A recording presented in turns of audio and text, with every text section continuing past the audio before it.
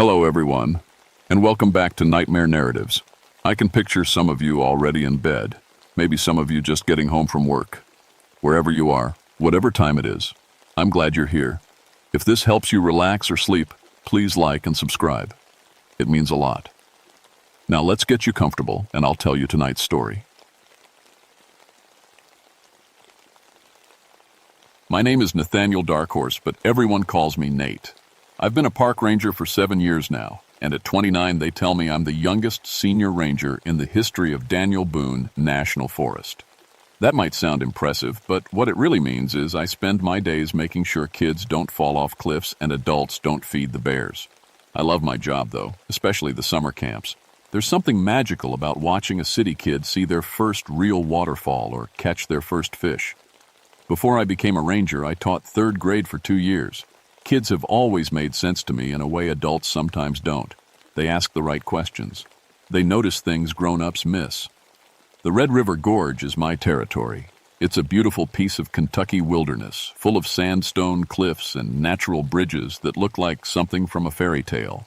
The Cherokee used to consider this area sacred, and I can see why. When the morning mist rolls through those rock formations, it feels like you're standing in another world. This particular summer started like any other. 40 kids, ages 8 to 12, signed up for our 2-week wilderness camp.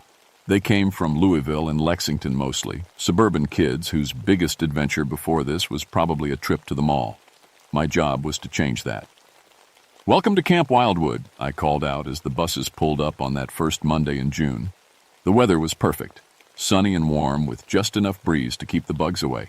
The kids poured out, chattering and laughing, their parents taking last-minute photos and giving final hugs. I had 4 assistant counselors helping me. Sarah, a college student studying environmental science. Mike, a local guy who knew every hiking trail in the gorge. Jenny, an art teacher who ran our nature crafts. And Tom, who handled our fishing and water activity. Good people, all of them. The kind you'd trust with your own kids. The first few days went exactly as planned. We hiked the easier trails, learned about local plants and animals, made friendship bracelets from vine fibers, and roasted marshmallows around the campfire. The kids were having a blast, and so were we. But on Wednesday night, something felt different. I was doing my final rounds, checking that all the kids were settled in their cabins, when I heard singing. It was coming from the direction of the old Cherokee ceremonial site, about a 1/4 mile from our camp. The melody was beautiful but strange, not like any song I knew. It sounded old, really old. I followed the sound, my flashlight beam dancing across the forest floor. But as I got closer to the site, the singing stopped. I searched around for 10 minutes, calling out, thinking maybe some of the kids had snuck out for an adventure. Nothing, just the normal sounds of night in the woods. When I got back to camp, I did a quick head count. All 40 kids were in their beds, fast asleep. The next morning, little Emma Rodriguez came up to me at breakfast. She was 8 years old, with pigtails and a gap-toothed smile that could light up a room. "Ranger Nate," she said, tugging on my sleeve. "I had the most wonderful dream last night." "Oh yeah? What about?" "There were children singing in the woods. They knew all the old songs, the ones from before people built cities. They wanted to teach them to me." I felt a chill run down my spine. "That's nice, Emma. But remember, we don't wander off at night, okay? The woods can be dangerous in the dark." She nodded seriously. "I know, but they weren't dangerous children. They were just lonely." I laughed it off, but her words stuck with me. That afternoon during nature study, I taught the kids about local folklore. I told them about the Cherokee stories about Hoy. This land was considered sacred, about the importance of respecting the forest and its history. "Were there ever any scary stories?" asked Marcus, a 10-year-old from Louisville who wore thick glasses and loved monster movies. "Well," I said, settling cross-legged on the ground with the kids gathered around me, "there are some old European stories about creatures called changelings. They were supposed to replace children with copies that looked exactly the same but weren't quite right inside." "That's silly," said Emma. "Why would anyone want to replace children?" "It's just an old story," I assured them. Changeling tales were medieval superstition. People back then didn't understand things like autism or developmental delays, so they made up stories to explain why some children seemed different. But even as I said it, I felt uneasy. There was something about this place, especially at night, that made even silly stories feel possible. That evening, 3 more kids mentioned dreams about children singing in the woods. By Friday, half the camp was talking about the singing dreams. They all described the same thing: children's voices in the forest, singing songs that felt familiar but weren't quite recognizable. The dreams were so vivid that several kids asked if we could have a special nighttime hike to find the singers. Absolutely not, I told them firmly. Rule number 1 of camping is we stay together after dark, no exceptions. But I was curious. That night I asked Mike to help me do an extended patrol around the campsite. We armed ourselves with heavy-duty flashlights and radios and set out to investigate. The woods felt different after dark, more alive somehow. The usual cricket symphony seemed muted, and I kept thinking I heard whispers just beyond the reach of our light beams. We made it about halfway to the ceremonial site when Mike grabbed my arm. "Do you hear that?" he whispered. I stopped and listened. There it was, children singing, but not just 1 or 2 voices. It sounded like dozens of them, their voices weaving together in harmony. That was both beautiful and deeply unsettling. We crept closer, staying low and trying to make as little noise as possible. The singing grew clearer as we approached, and I started to make out words. But they weren't in English. They weren't in Cherokee either, as far as I could tell. The language sounded older than that, like something from the deepest roots of human speech. Through the trees, we could see a clearing where pale figures moved in a circle. Children, definitely children, but something was wrong with the way they moved. Too smooth, too coordinated, like they were all connected somehow. Mike raised his flashlight, about to flip it on, but I stopped him. Some instinct told me that would be a very bad idea. We watched for what felt like hours, but was probably only 10 minutes. The children, there had to be at least 30 of them, danced and sang under the moonlight. They were all roughly the same age as our campers, dressed in clothes that looked normal from a distance. But their faces, even in the dim light, I could tell something was off about their faces. The singing stopped all at once. Every head turned toward our hiding spot. "Run," I whispered to Mike. We crashed through the underbrush, not caring about the noise, just focused on getting back to camp. Behind us, I could hear laughter. High, sweet children's laughter that followed us all the way back to the safety of our cabins. When we reached camp, breathing hard and probably looking like we'd seen a ghost, Sarah met us at the edge of the clearing. "Thank God you're back," she said. "We've got a problem." She led us to the dining hall where Tom was sitting with a little boy I'd never seen before.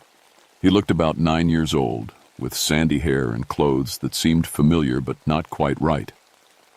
"This is Billy," Sarah said. "He says he's been part of our camp all along, but I've none ever seen him before in my life," Tom finished. "None of us have.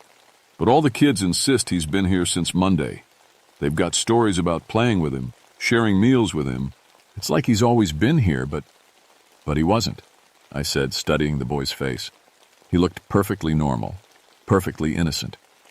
But his eyes bothered me. They were too still, like a painting's eyes that seemed to follow you around a room. "Hi, Ranger Nate," Billy said with a bright smile. "Did you have a good night hike? The other children said you went looking for the singers." "What other children?" I asked carefully. "The ones in the forest, of course. They've been waiting to meet everyone. They're very excited about making new friends." Mike and I exchanged looks. Sarah and Tom clearly thought we were losing our minds, but they hadn't seen what we'd seen. "Billy," I said, kneeling down to his level, "where did you come from? What's your last name? Where do your parents live?" He tilted his head, still smiling. "I've always been here, Ranger Nate, just like the others. We belong to these woods now." A cold dread settled in my stomach. I stood up and pulled my staff aside. "We need to do a complete head count," I said quietly. "Right now. Wake up every kid and get them in the dining hall." It took 20 minutes to roust all the campers and get them assembled. As they filed in, sleepy and confused, I counted carefully. Sarah, Mike, Tom, and Jenny all counted too. 41 children. We had started with 40. Now we had 41, and nobody could explain where Billy had come from. But what was worse, what made my blood run cold, was that I couldn't remember which child was missing to make room for him. Looking at the group, they all seemed familiar. They all seemed like they belonged. But one of them had to be wrong, and I couldn't tell which one. "All right, everyone back to bed," I announced, trying to keep my voice steady. "Sorry for the disruption, just a head count mix-up." As the kids filed out, chattering about the late-night assembly, Emma Rodriguez stopped by my chair. "Ranger Nate," she whispered. "Billy isn't like the others." "What do you mean, sweetheart?" She looked around to make sure no one was listening. "He doesn't have any shadow stories." "Shadow stories?" "You know the stories your shadow tells when the light hits it just right. Everyone has them, but Billy's shadow is quiet. It's empty." She skipped away before I could ask what she meant, leaving me with more questions than answers, and a growing certainty that our perfect summer camp was about to become something much darker. The next morning brought parents for Family Day, our mid-camp celebration where moms and dads could visit and see what their kids had been learning. I'd been looking forward to it all week, but now I dreaded it. How do you explain to a parent that their child might not actually be their child? The Hendersons arrived first, looking for their daughter Katie. She ran up to them with a huge smile, threw her arms around her mother, and chattered excitedly about all her adventures. They hugged her back, laughing at her stories, completely normal and happy. But I watched Mrs. Henderson's face carefully. There was something there, just for a second, a flicker of confusion, like she was looking at a photograph that was almost but not quite right. "Katie seems different somehow," she said to me quietly, while her daughter was showing her father a bird's nest they'd found. "More confident, I guess. She's usually so shy with new people." "Summer camp can really bring kids out of their shells," I replied. But my heart was racing. The Martinezes came next, then the Johnsons, then the Patels. Same thing every time. Loving reunions, happy conversations. But parents looking just a little uncertain, like they were trying to remember something important they'd forgotten. When the Rodriguezes arrived to see Emma, she didn't run to them. She walked slowly, looking back at me with worry in her eyes. "Mama? Papa?" she said carefully, hugging them.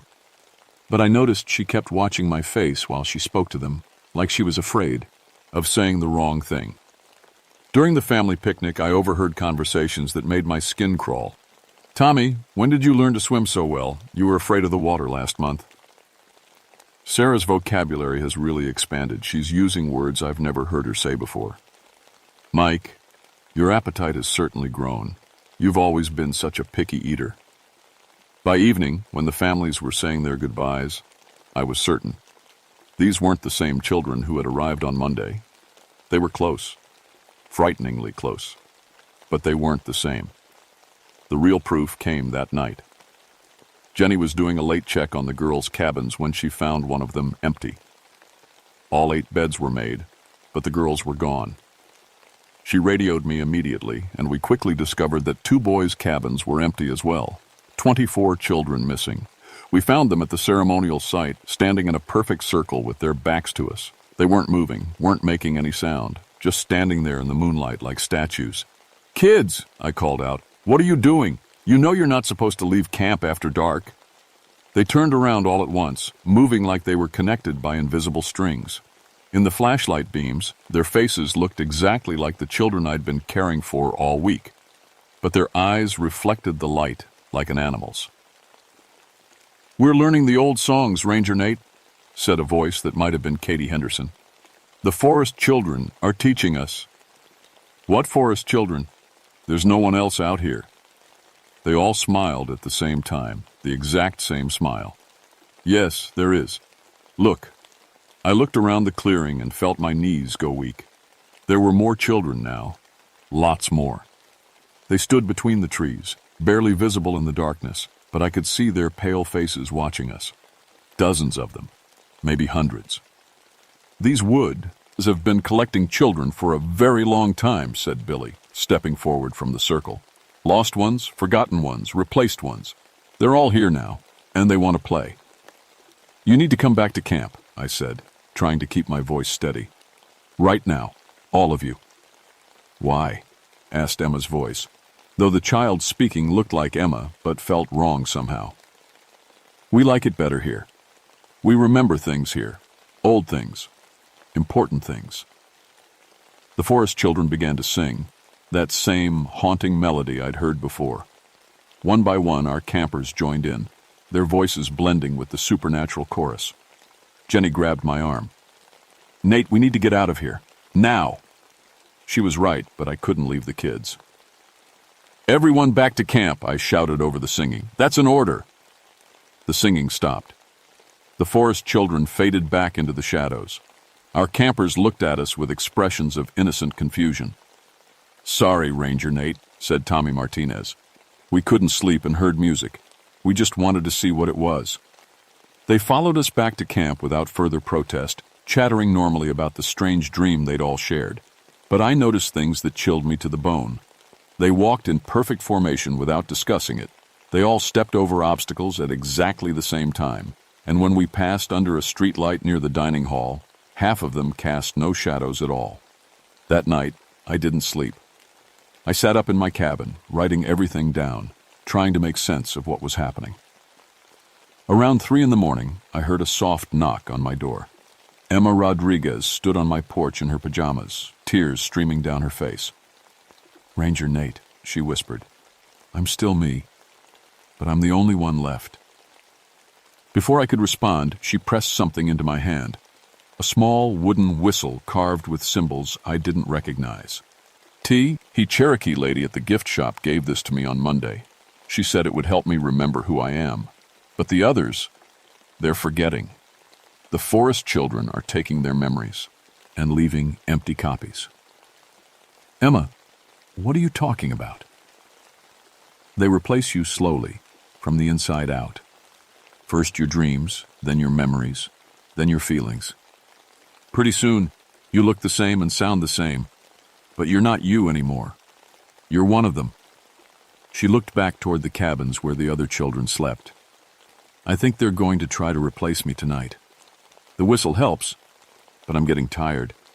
It's hard to remember why I should fight them." I knelt down and took her hands. They were ice cold. "Emma, I need you to stay strong, okay? Can you do that for me?" She nodded, but I could see the exhaustion in her eyes. "I'll try, Ranger Nate, but you need to get us out of here, all of us, before there's nothing left to save." As she walked back to her cabin, I noticed something that made my heart stop. In the porch light, Emma's shadow was flickering, like a candle flame in the wind. Whatever was happening to the other children was starting to happen to her too. I had maybe one day left to figure out how to save them. One day before I lost the last real child in my care to whatever ancient hunger lived in these woods. The next morning, Emma was gone. Her bunk was empty, sheets neatly folded, as if she'd never been there at all. When I asked the other children about her, they looked at me with polite confusion. "Emma who?" asked the girl I'd thought was Katie Henderson. "We don't have an Emma at camp, Ranger Nate." But I still had the whistle. The wooden whistle carved with Cherokee symbols that Emma had pressed into my hand the night before. It was the only proof I had that she'd ever existed. I found Jenny cleaning up after breakfast, humming under her breath. "Jenny," I said, "do you remember Emma Rodriguez? 8 years old, pigtails, gap-toothed smile?" She paused in her sweeping and gave me a concerned look. "Nate, are you feeling all right? We don't have any Rodriguez family on our roster." My hands started shaking. "Check the sign-in sheets from Monday. Check the medical forms." She pulled out her clipboard and flipped through the pages. "Here's everyone, Nate. 40 children, just like always. No Emma Rodriguez." The papers were right. According to every official record, Emma had never existed. But I remembered her clearly. Her laugh, her questions about the forest, her warning about shadow stories. That's when I understood. They weren't just replacing the children. They were erasing them completely, rewriting reality so that the stolen children had never existed at all. I spent the day watching the remaining campers, looking for any sign that they were still themselves. But they all acted perfectly normal, perfectly happy. They played games, sang songs, and followed instructions without complaint. They were model children in every way, except for the eyes. Their eyes were all wrong, too calm, too knowing, like they were looking at the world from a great distance.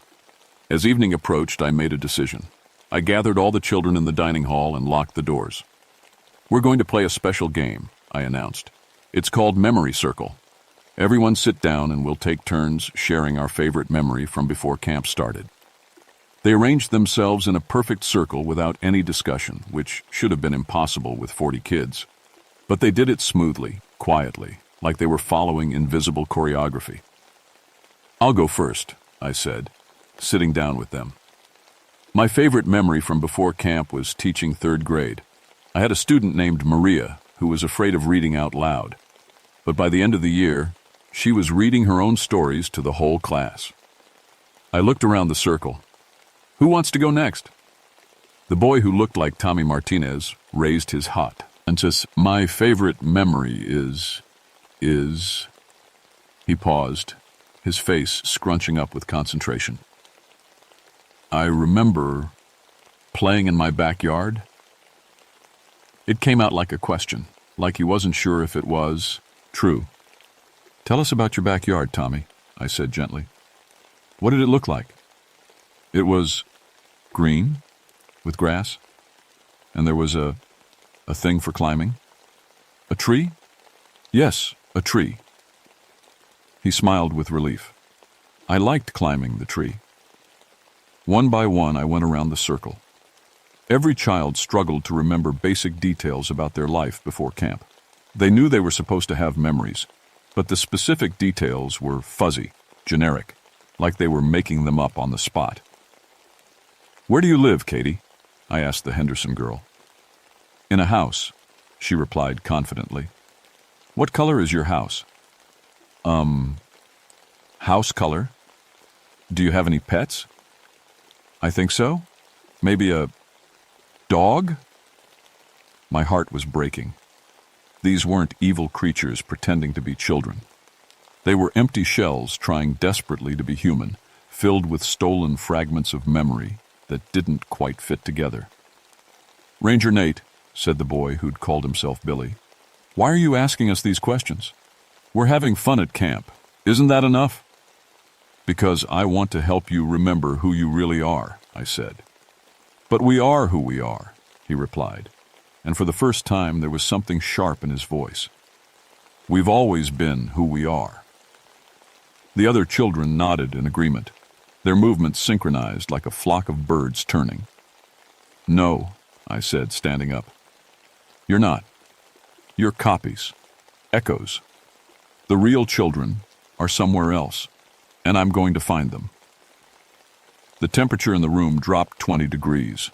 The children all turned to look at me with identical expressions of disappointment.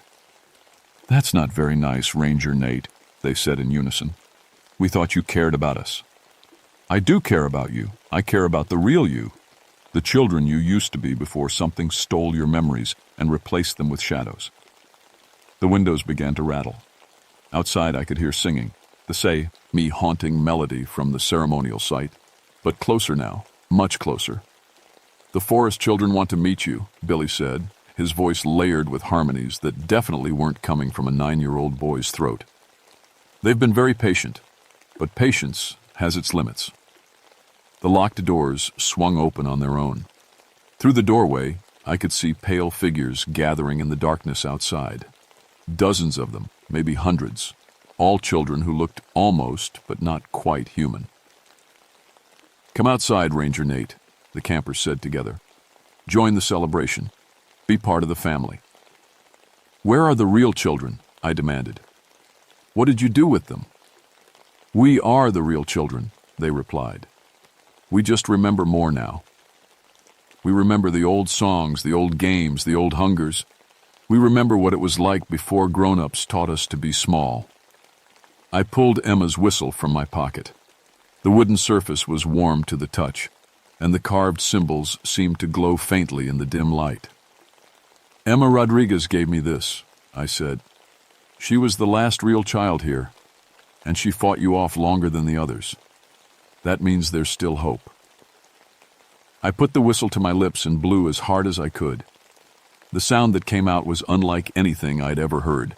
Not quite music, not quite speech, but something older than both. It cut through the supernatural singing like a knife, and the forest children outside shrieked in pain and fury. The campers in the dining hall flickered like bad TV reception. For just a moment I could see through their disguises to what lay underneath. Hollow spaces in the shape of children maintained by stolen memories and desperate longing. "You don't understand," Billy said, his perfect child face cracking like old paint. "We're not the monsters in this story. We're the victims. Forgotten children, lost children, children who fell through as the cracks of the world. All we want is to belong somewhere, to be remembered, to matter." "Then find another way," I said, blowing the whistle again. "Don't steal what isn't yours." A tongue. Sound sent another wave of pain through the gathering supernatural host. Some of the forest children began to fade, their forms becoming translucent. "We tried other ways," the campers said, their voices now openly harmonizing in inhuman chords. "For centuries we tried, but the world forgot us anyway. At least this way, we get to exist." "Existing by stealing someone else's life isn't existing at all," I replied. "It's just another kind of forgetting." I blew the whistle a third time, and this time something different happened. Instead of causing pain, the sound seemed to unlock something. The air shimmered, and I could see past the surface of reality to what lay beneath. There, trapped in a space between worlds, were the real children. All 40 of them, including Emma, suspended in a dreamless sleep while their memories and identities were slowly drained away to feed the hungry ghosts that had replaced them. "I can see them," I whispered. "I can see where you've hidden them." "You can't save them," Billy said, but his voice was less confident now. "They're too far gone. In another day, there won't be anything left to save." "Maybe," I said, tucking the whistle back into my pocket. "But I have to try." What happened next is hard to explain in a way that makes sense. The whistle didn't just make sound, it made memory. When I blew it that final time, focusing all my will on the image of the trapped children, it created a bridge between their prison and our world. One by one, the real campers began to flicker back into existence, overlapping with their hollow replacements. For a terrifying moment, there were 2 of each child. The real one confused and frightened, the false one growing dimmer and more desperate. "Please," the hollow children begged as they started to fade. "Please don't make us disappear again. We just wanted to belong." "I'm sorry," I said, and I mean it. "But this isn't the way." The forest children outside wailed as their stolen sustenance was torn away from them. Some of them collapsed into shadows and scattered on the wind. Others retreated deeper into the woods, their hungry eyes promising that this wasn't over. As the real children solidified back into the world, the dining hall filled with confused voices. "Ranger Nate, what happened? Why does everything feel fuzzy?" "I had the weirdest dreams." "Where are we? Weren't we just outside?" Emma Rodriguez stumbled toward me, still clutching her teddy bear. "Ranger Nate, you did it! You saved us!" I scooped her up in a hug, feeling the solid reality of her small body, the warmth of her breathing, the slightly sticky texture of her hair from too much camp food and not enough baths. She was real. They were all real. "How do you feel?" I asked her quietly. "Tired," she said. "Like I've been sleeping for a really long time and dreaming someone else's dreams." The next few hours were controlled chaos. Kids were confused and scared, having fragments of memories that didn't belong to them mixed up with their own experiences. Several were crying, not sure why they felt afraid. My assistant counselors were completely bewildered, having no memory of the past few days' strangeness. I called for immediate evacuation. Parents were contacted, buses were arranged, and by dawn, all 40 children were on their way home with instructions for their families to watch for signs of trauma and confusion. The official report I filed blamed the incident on a gas leak from an old mining operation that had caused mass hallucinations. The state bought it, probably because the alternative was too strange to believe. Camp Wildwood was shut down indefinitely, and I was transferred to a desk job pending psychological evaluation. But Emma Rodriguez kept in touch. Her parents sent me letters throughout the rest of the summer, updating me on her recovery. She was doing well, they said, though she sometimes woke up from nightmares about children singing in the woods. She'd started checking her shadow obsessively, making sure it was still there and still moving the right way. In September, I got a package from Emma with no return address. Inside was a drawing she'd made. Dozens of pale children standing around a campfire in a dark forest. At the bottom, in her careful 8-year-old handwriting, she'd written, "They're still waiting." I never went back to Red River Gorge. These days I work at a state office in Frankfurt, processing permits and filing reports. It's boring work, but it's safe. No children to protect, no ancient hungers to face, no impossible choices to make. But sometimes, when I'm walking through the city and I see groups of children playing in parks or walking home from school, I find myself studying their faces, looking for that telltale stillness in their eyes, that too perfect coordination in their movements. Because Emma was right. They're still out there, still waiting. The hollow children, the forgotten ones, the hungry ghosts that want nothing more than to be remembered and loved. They're in every forest where children have ever gone missing, every old place where the world has grown thin between what is and what was. And sometimes, late at night when I can't sleep, I think I can still hear them singing. Not the harsh, desperate song of the forest children, but something sadder and softer, the lullaby of all the lost children in the world, calling for someone to come and take them home. I keep Emma's whistle in my desk drawer at work, just in case. Because I learned something important during those terrible days at Camp Wildwood. The difference between caring for children and truly seeing them, between protecting their bodies and protecting their souls. Real children cast real shadows. Real children have messy memories and contradictory feelings and imperfect dreams. Real children are loud and difficult and gloriously, chaotically human. And as long as I remember that, as long as any of us remember that, then maybe the hollow children will have to keep waiting a little longer before they find their next opportunity to steal what was never meant to be theirs. The real tragedy isn't that monsters exist. It's that sometimes monsters start out as victims too. The hollow children were once real children who'd been forgotten, abandoned, lost between the cracks of a world that didn't care enough to remember their names. I still can't decide if what I did was heroic or cruel. I saved 40 real children, but I condemned hundreds of hollow ones to remain forever hungry, forever empty, forever forgotten. All I know for certain is this.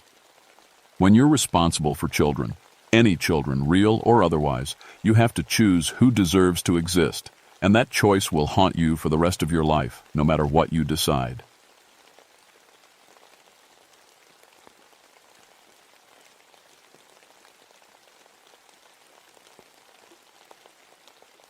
My name is Solomon Grimm, but everyone calls me Saul.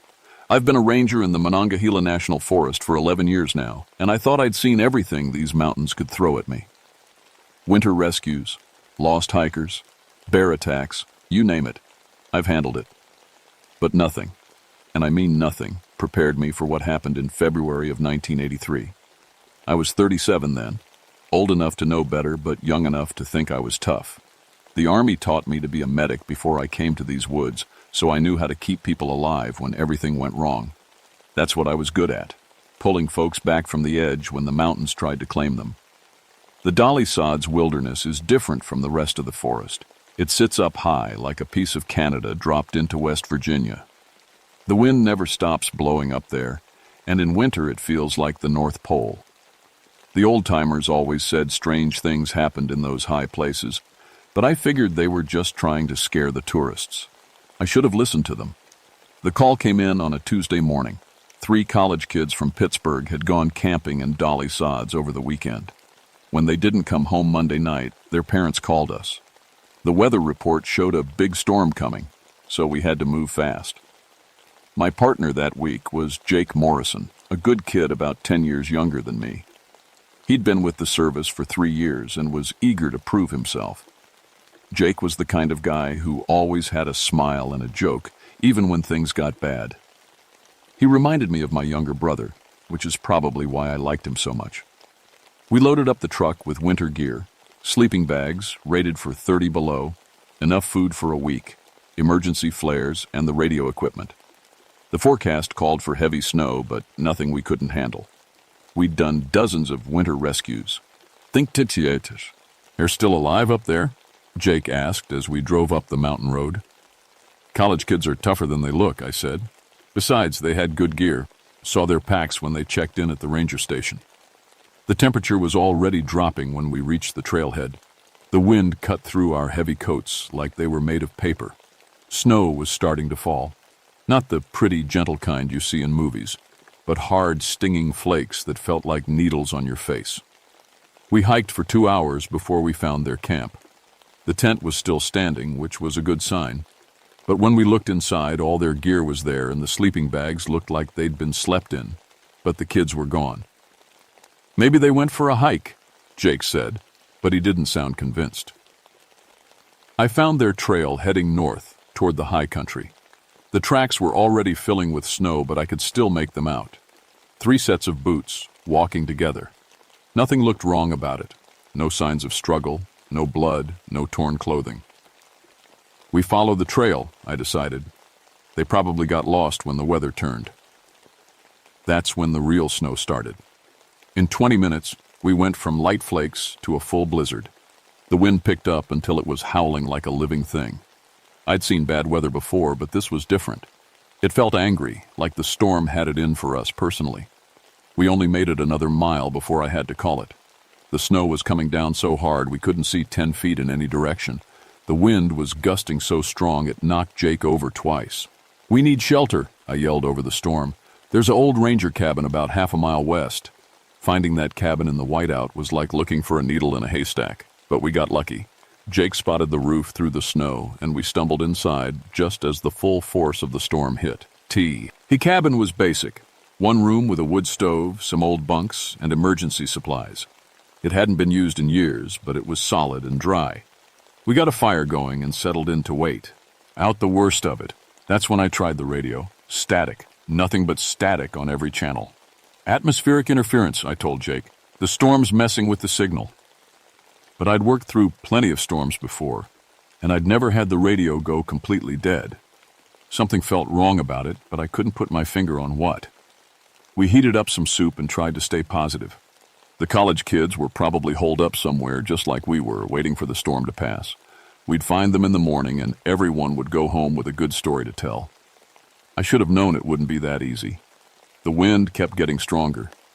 By evening, it sounded like a freight train circling the cabin. Snow was piling up against the windows so thick we couldn't see outside at all. The whole building shook with every gust. "Never seen a storm like this," Jake said, staring at the white-covered window. "Mountain weather," I replied.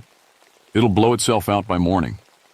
But even as I said it, I didn't believe it. Something about this storm felt wrong. It was too sudden, too violent, too focused, like it was trying to trap us up here. Around midnight, we heard something over the wind, a sound that made us both freeze. It sounded like screaming. "Did you hear that?" Jake whispered. I held up my hand for quiet and listened. The wind was still roaring, but there it was again. A thin, high sound that cut through the storm like a knife. "Could be the college kids," I said, grabbing my coat. "Sol, you can't go out there. You'll be lost in 30 seconds. He was right. But that sound, it was human. Someone was in trouble. I opened the door just a crack. The wind tried to rip it out of my hands and snow blasted into the cabin like a shotgun blast. I couldn't see anything except swirling white, but the screaming came again, closer this time. Then it stopped. We waited for 10 minutes, listening hard. But there was nothing except the storm. I closed the door and we went back to the fire. "Probably just the wind," I said. "It can sound like voices sometimes." Jake nodded, but I could see he wasn't convinced. Neither was I, if I'm being honest. We took turns keeping watch that night. Not because we expected trouble, but because that's what you do in a survival situation. You stay alert. When it was my turn to sleep, I kept dreaming about that screaming sound. In the dream, I could see who was making it, but every time I tried to look closer, they disappeared into the snow. Morning came gray and cold. The storm had finally stopped, but it had left behind 8 feet of fresh snow. Everything outside looked different, like we were on an alien planet made of white. "Radio still dead?" Jake asked. I tried all the channels again. Still nothing but static. "We need to find those kids," I said. "Storm's over. Time to get to work." We strapped on snowshoes and headed out. The snow was so deep it covered most of the trees. What used to be a forest now looked like a field of white lumps with a few tall pines sticking out. Finding the students' trail was impossible. The storm had erased everything. But I knew the general direction they'd been heading, toward a series of caves about 2 miles north. If they'd gotten caught in the storm, they might have taken shelter there. It took us 3 hours to cover 2 miles.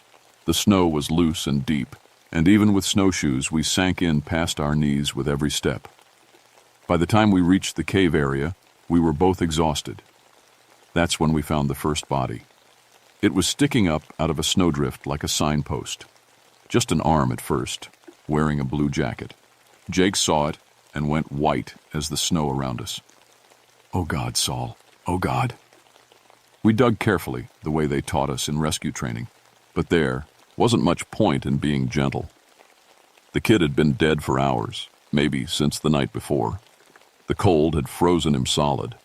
It was a boy, maybe 20 years old. Brown hair, nice face.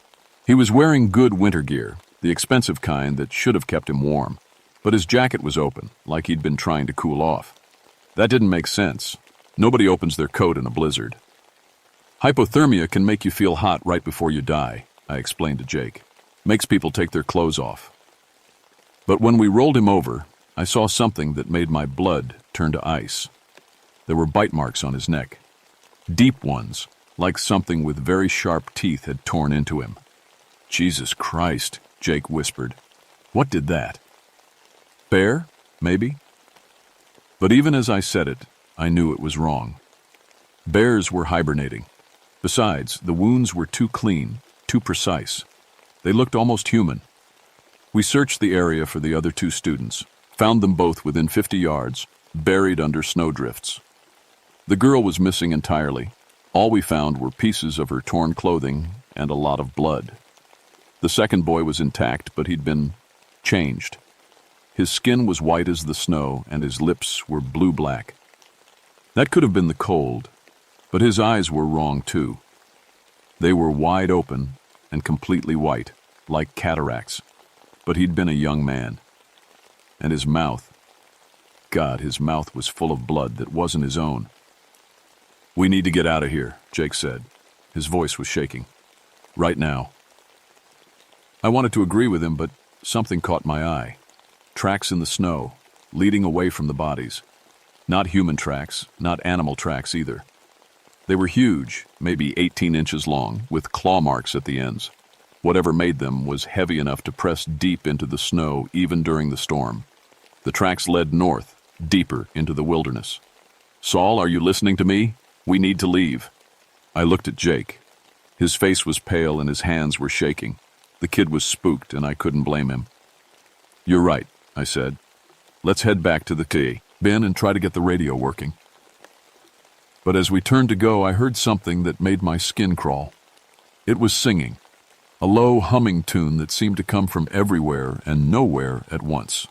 The melody was simple, almost like a children's lullaby, but there was something wrong with it, something hungry. "You hear that?" I asked. "Hear what?" The singing stopped. We made it back to the cabin as fast as we could, but the whole way I felt like something was watching us. Every shadow between the trees looked like it might be hiding something. Every sound the wind made through the branches sounded like whispers. When we got inside, Jake went straight to the radio while I built up the fire. "Still nothing," he reported. "Not even static now. It's completely dead."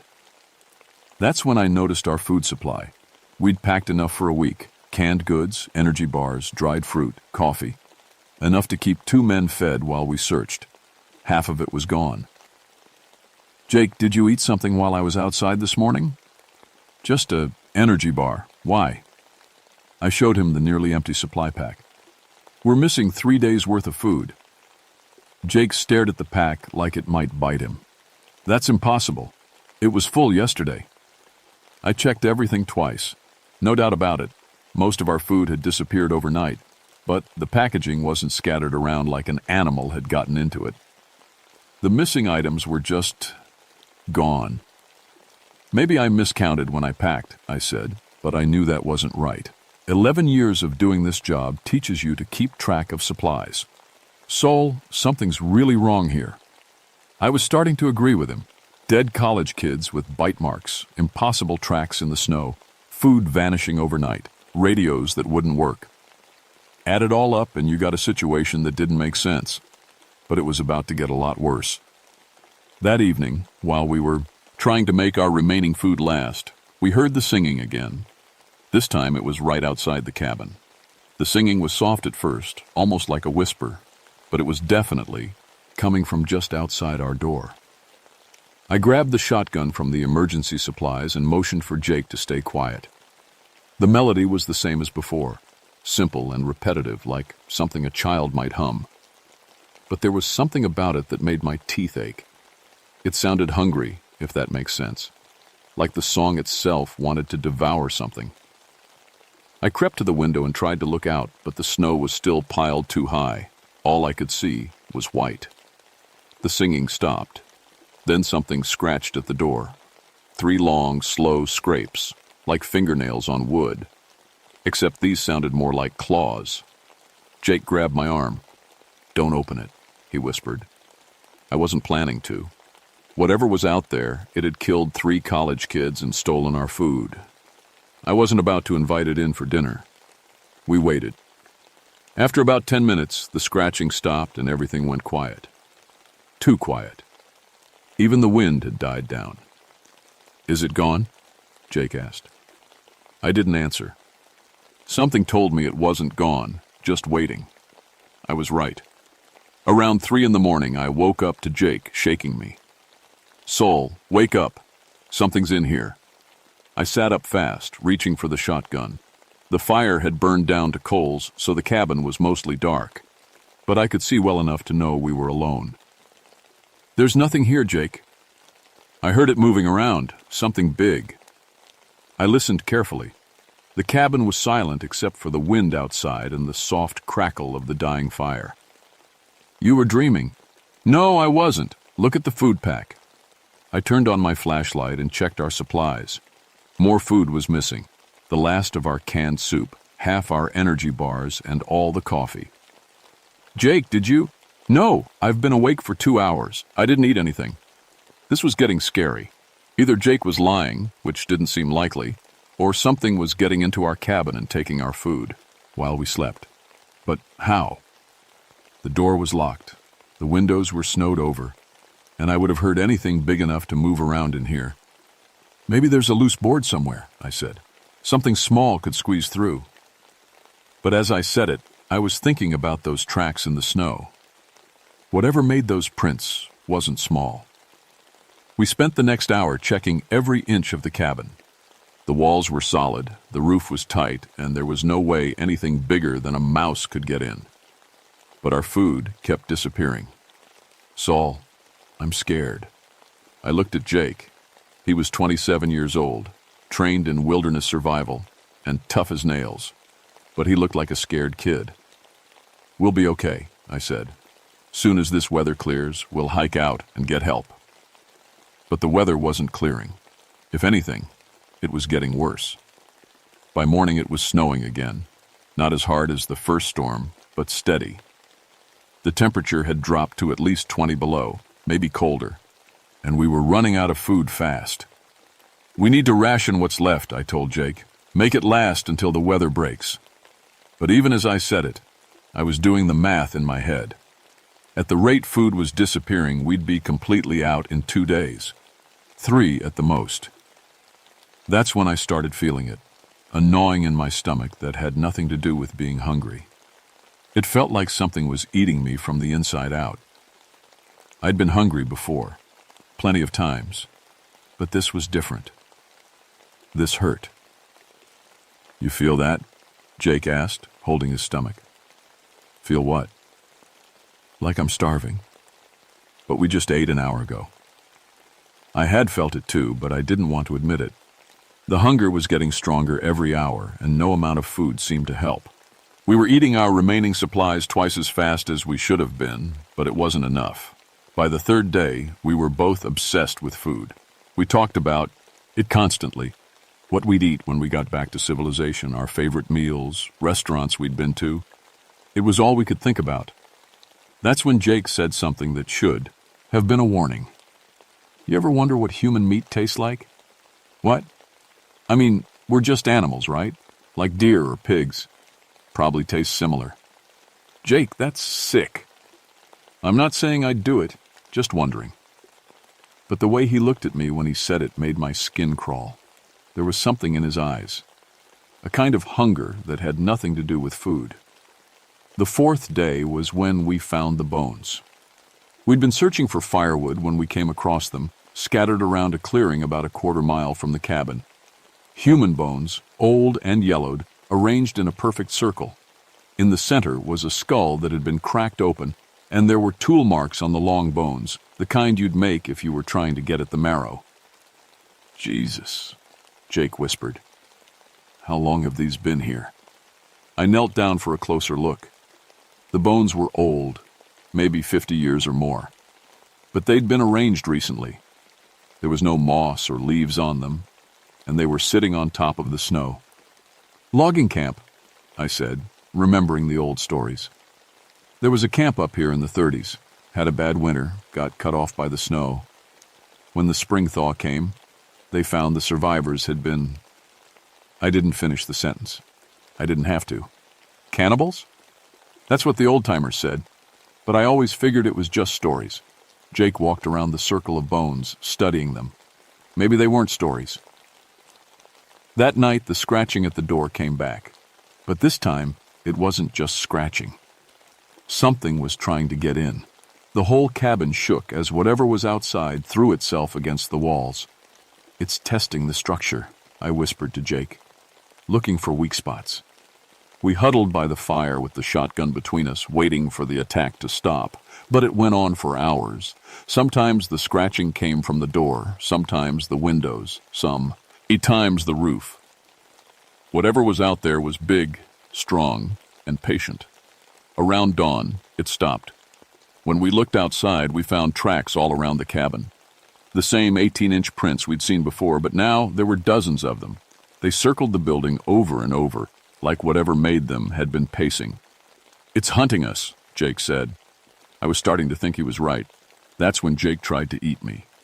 I was checking our last can of food, a small tin of peaches that would have to last us both through the day, when Jake came up behind me with a piece of firewood. I heard him at the last second and rolled away. The wood crashed into the wall where my head had been. Jake, what are you doing? His eyes were completely wrong. They were white and empty, just like the dead college boy we'd found. And his mouth, God, his mouth was full of saliva, and he was making this low, growling sound. So hungry, he mumbled. So hungry, Saul. Just a little bit. Just a taste. He came at me again with the firewood. I had to tackle him to get it away, and even then he kept trying to bite me. His teeth were sharp, sharper than they should have been. I managed to tie him up with some rope from our supplies, but the whole time he kept begging me to let him have just a little bite. Please, Saul, I'm starving. You don't understand how hungry I am. But I did understand. The hunger was eating at me too, getting stronger every hour. Looking at Jake tied up there, I started thinking about how thin he'd gotten, how there wasn't much meat on his bones, but maybe enough for a few meals if I was careful about it. That's when I realized what was happening to us. Whatever was outside wasn't just hunting us, it was changing us. I left Jake tied up and went outside with a shotgun. I had to know what we were dealing with. The tracks were everywhere now, not just around the cabin, but likus, eating off in all directions. I followed the freshest set, the ones that led back toward where we'd found the college kids. What I found there made me understand everything. The bodies were gone. All three of them had been dug up and taken. but in their place was something that made my blood freeze. More bones arranged in patterns, fresh bones with meat still clinging to them. And standing in the middle of it all was the thing that had been hunting us. It was 15 feet tall and thin as a rail. Its skin looked like ice, translucent and blue-white. I could see its ribs through its chest, and its arms were so long they nearly touched the ground. But the worst part was its face. It looked almost human, except for the mouth. The mouth was too wide, full of teeth like broken glass. When it saw me, it smiled. "Hello, Solomon," it said in a voice like winter wind. "I've been waiting for you." "What are you?" "I am hunger," it said.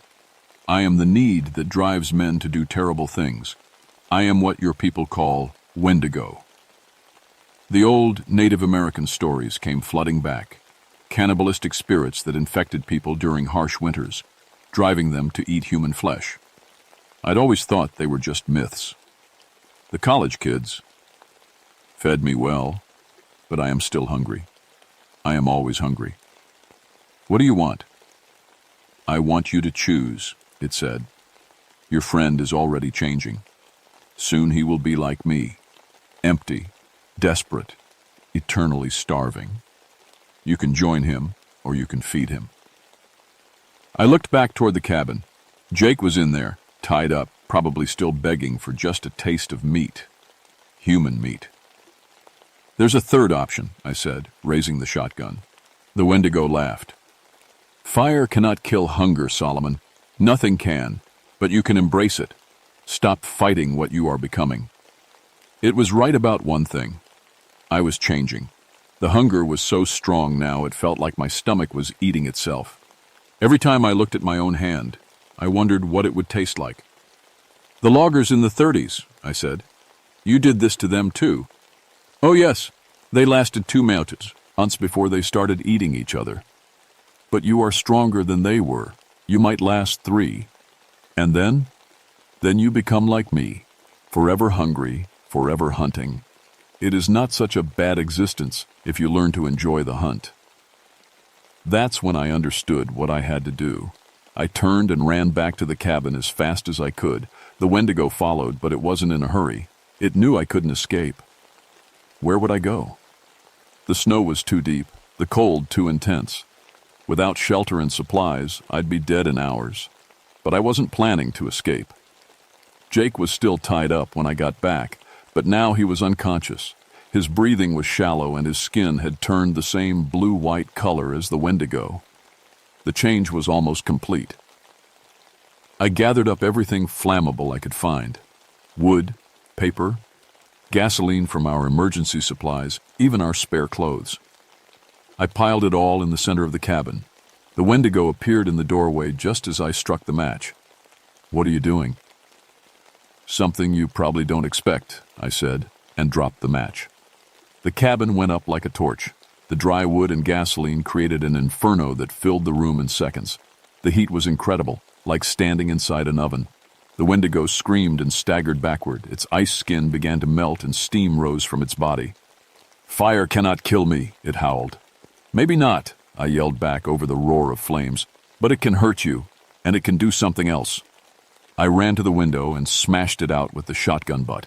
Cold air rushed in, but it also let the superheated air from the fire rush out. The temperature difference created an updraft that pulled the flames higher and higher. Within minutes, the whole forest around the cabin was burning. The snow melted and turned to steam. The air itself seemed to be on fire. The Wendigo was screaming now, a sound like breaking glass. Its body was dissolving in the heat, becoming vapor and shadow. "You cannot. But it was wrong. The fire was destroying it, or at least driving it away. As the flames spread, the creature became less solid, more like smoke. Finally, with one last shriek of rage, it vanished entirely. I grabbed Jake and dragged him outside. The heat from the burning forest had melted the snow for hundreds of yards in all directions. For the first time in days, I could see the sky clearly. That's when I heard the helicopter. The thermal updraft from the fire had created a column of warm air that rose thousands of feet into the atmosphere. The pilot saw it from miles away and came to investigate. He found us both, half-conscious and badly frostbitten, sitting in the middle of what looked like a war zone. Jake recovered mostly. He spent 3 weeks in the hospital and doesn't remember much about what happened after we found the first body. The doctors said it was trauma-induced amnesia, and maybe they're right. But sometimes, late at night, he calls me and asks if I remember what human meat tastes like. I always hang up. The official report blamed everything on extreme weather and psychological breakdown. 3 college students died of exposure, and 2 forest rangers suffered severe hypothermia and temporary psychosis brought on by starvation and isolation. Nobody mentioned the Wendigo, nobody mentioned the missing food or the impossible tracks or the fact that I burned down 3 square miles of national forest in the middle of winter. I lost 4 toes to frostbite and spent 2 months in physical therapy learning to walk properly again. But the physical damage wasn't the worst part.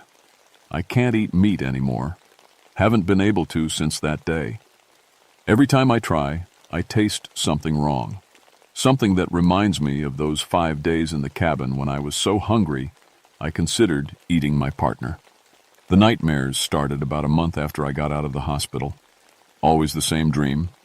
I'm back in the cabin, Jake is tied up in the corner, and I am holding a knife. In the dream, I'm not trying to save him. I'm trying to decide which piece to cut off first. I retired from the Forest Service 6 months later, told them I was too old for winter rescues, but the truth was I couldn't go back up to those high places. Every time I tried, I'd hear singing in the wind. That was 40 years ago, and I still can't forget. But the worst part is what happened after. See, I read the papers now, more than I used to. And every winter, somewhere in the mountains, Colorado, Montana, Alaska, there are reports of missing campers, people who vanish in blizzards and turn up later with bite marks on their necks, or people who go missing and are never found at all. The Wendigo didn't die in that fire. I heard it, maybe even banished it for a while, but I didn't kill it. Things like that don't die, they just move on looking for new hunting grounds, new victims to corrupt with unnatural hunger. Sometimes I think about going back up there, trying to finish what I started. But I'm 81 years old now, and I know I wouldn't last a day in those mountains. Besides, I'm not sure I could trust myself. The hunger never really went away. It's weaker now, manageable most of the time, but it's still there, especially in winter when the snow starts falling and the wind begins to howl. That's when I remember what it felt like to want something so bad you'd do anything to get it, to be so empty inside that you'd sacrifice everything, your humanity, your soul, your best friend, just to fill the void. The Wendigo taught me something about human nature that I wish I'd never learned. We're all just one bad winter away from becoming monsters. All it takes is enough hunger, enough desperation, enough time alone with our worst impulses. The thing is still out there somewhere, still hunting, still singing its lullaby to lost travelers who don't know. Ow, they're walking into a trap. And sometimes, late at night when the wind is howling and the snow is falling hard, I find myself humming along.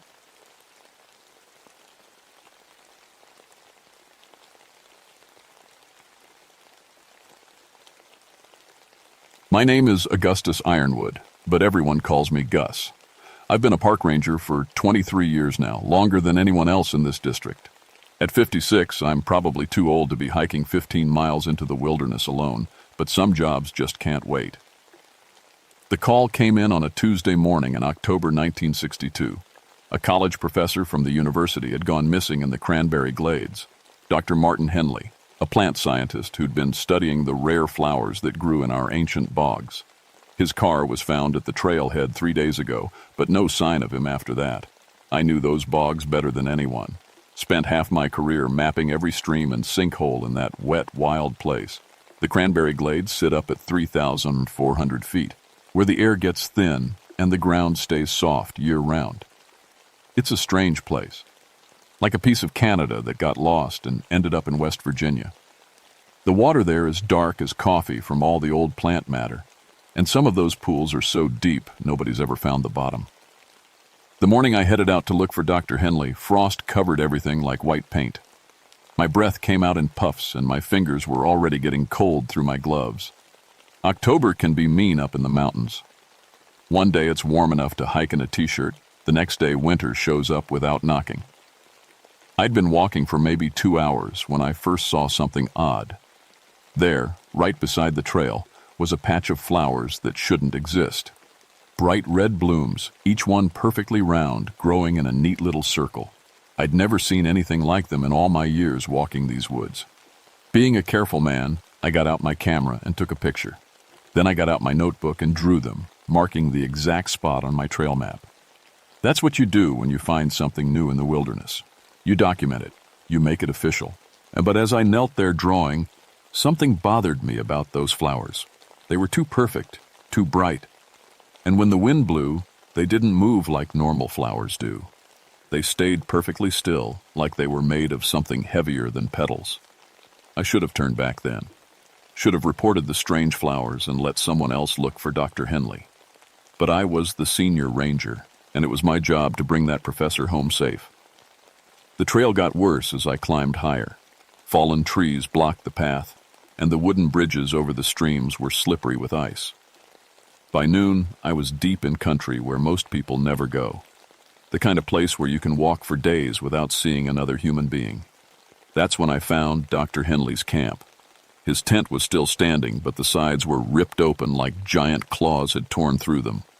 His sleeping bag was there, along with his books and plant collecting tools. But no Dr. Henley. What scared me most were his photographs. They were scattered all around the campsite, dozens of them. All pictures of flowers, but not normal flowers. These looked like the red ones I'd found by the trail, except bigger. Much bigger. And in some of the photos, you could see shapes that looked almost like, well, like bones. I picked up one photograph and looked at it close. There, growing up through the center of a flower that was easily 2 feet across, was what looked exactly like a human finger bone. White and smooth, but definitely bone. Dr. Henley had written notes on the back of the photo. Day 3, impossible growth rate. Specimens appear to be incorporating calcium deposits from unknown source. We'll investigate further tomorrow. There was no tomorrow note. I searched the area around his camp for 2 more hours, but found no trace of the man himself. What I did find were more of those strange flowers, getting bigger and stranger the deeper I went into the bog. Some were 3 feet across now, and they all had that same too perfect look, like they were made by something that had never seen a real flower but was trying its best to copy one. The sun was getting low when I decided to make camp. I set up my tent a good distance from Dr. Henley's torn shelter and built a small fire. The cold was coming down hard now, and my water bottle had ice forming around the edges.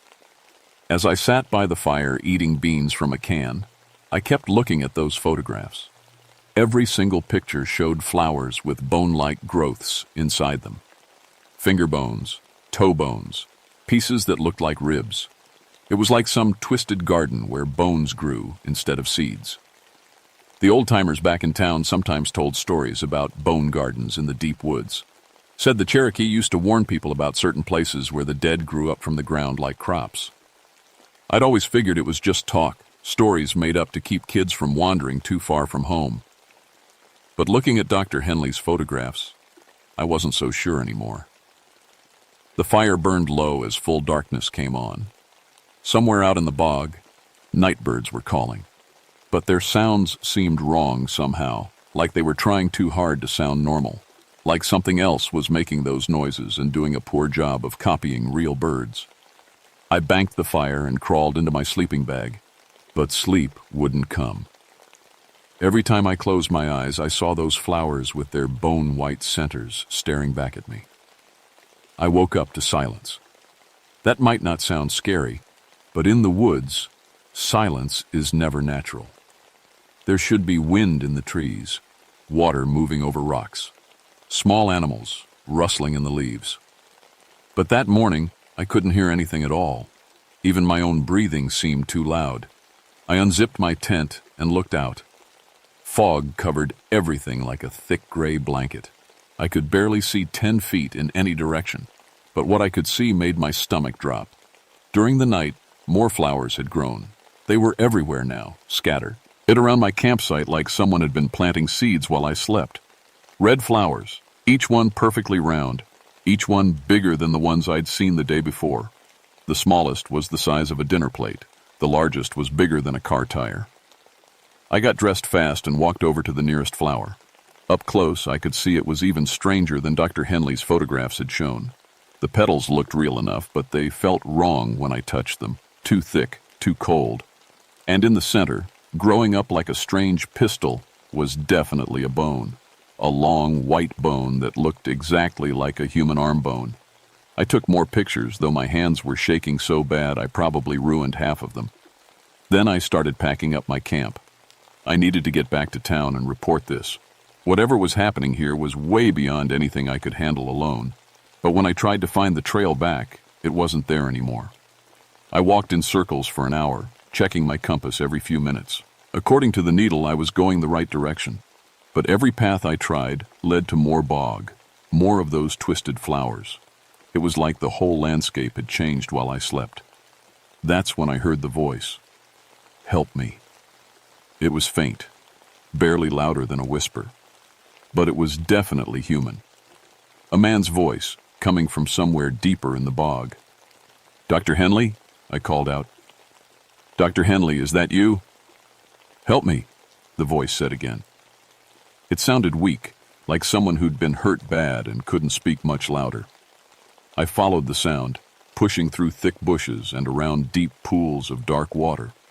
The fog was so heavy I could barely see where I was going. But that voice kept calling, always just a little bit ahead of me. Please, it said, I'm trapped. I found him near a cluster of the biggest flowers I'd seen yet. Each one was easily 6 feet across, with petals tied. Hat looked thick as leather. And there, tangled up in the stems and roots, was Dr. Henley. At least, I thought it was Dr. Henley. The man was alive, but barely. His clothes were torn and dirty, and his skin had a strange greenish color, like he'd been underwater too long. Thin roots and vines had wrapped around his arms and legs, holding him tight against the base of the largest flower. Thank God, he whispered when he saw me.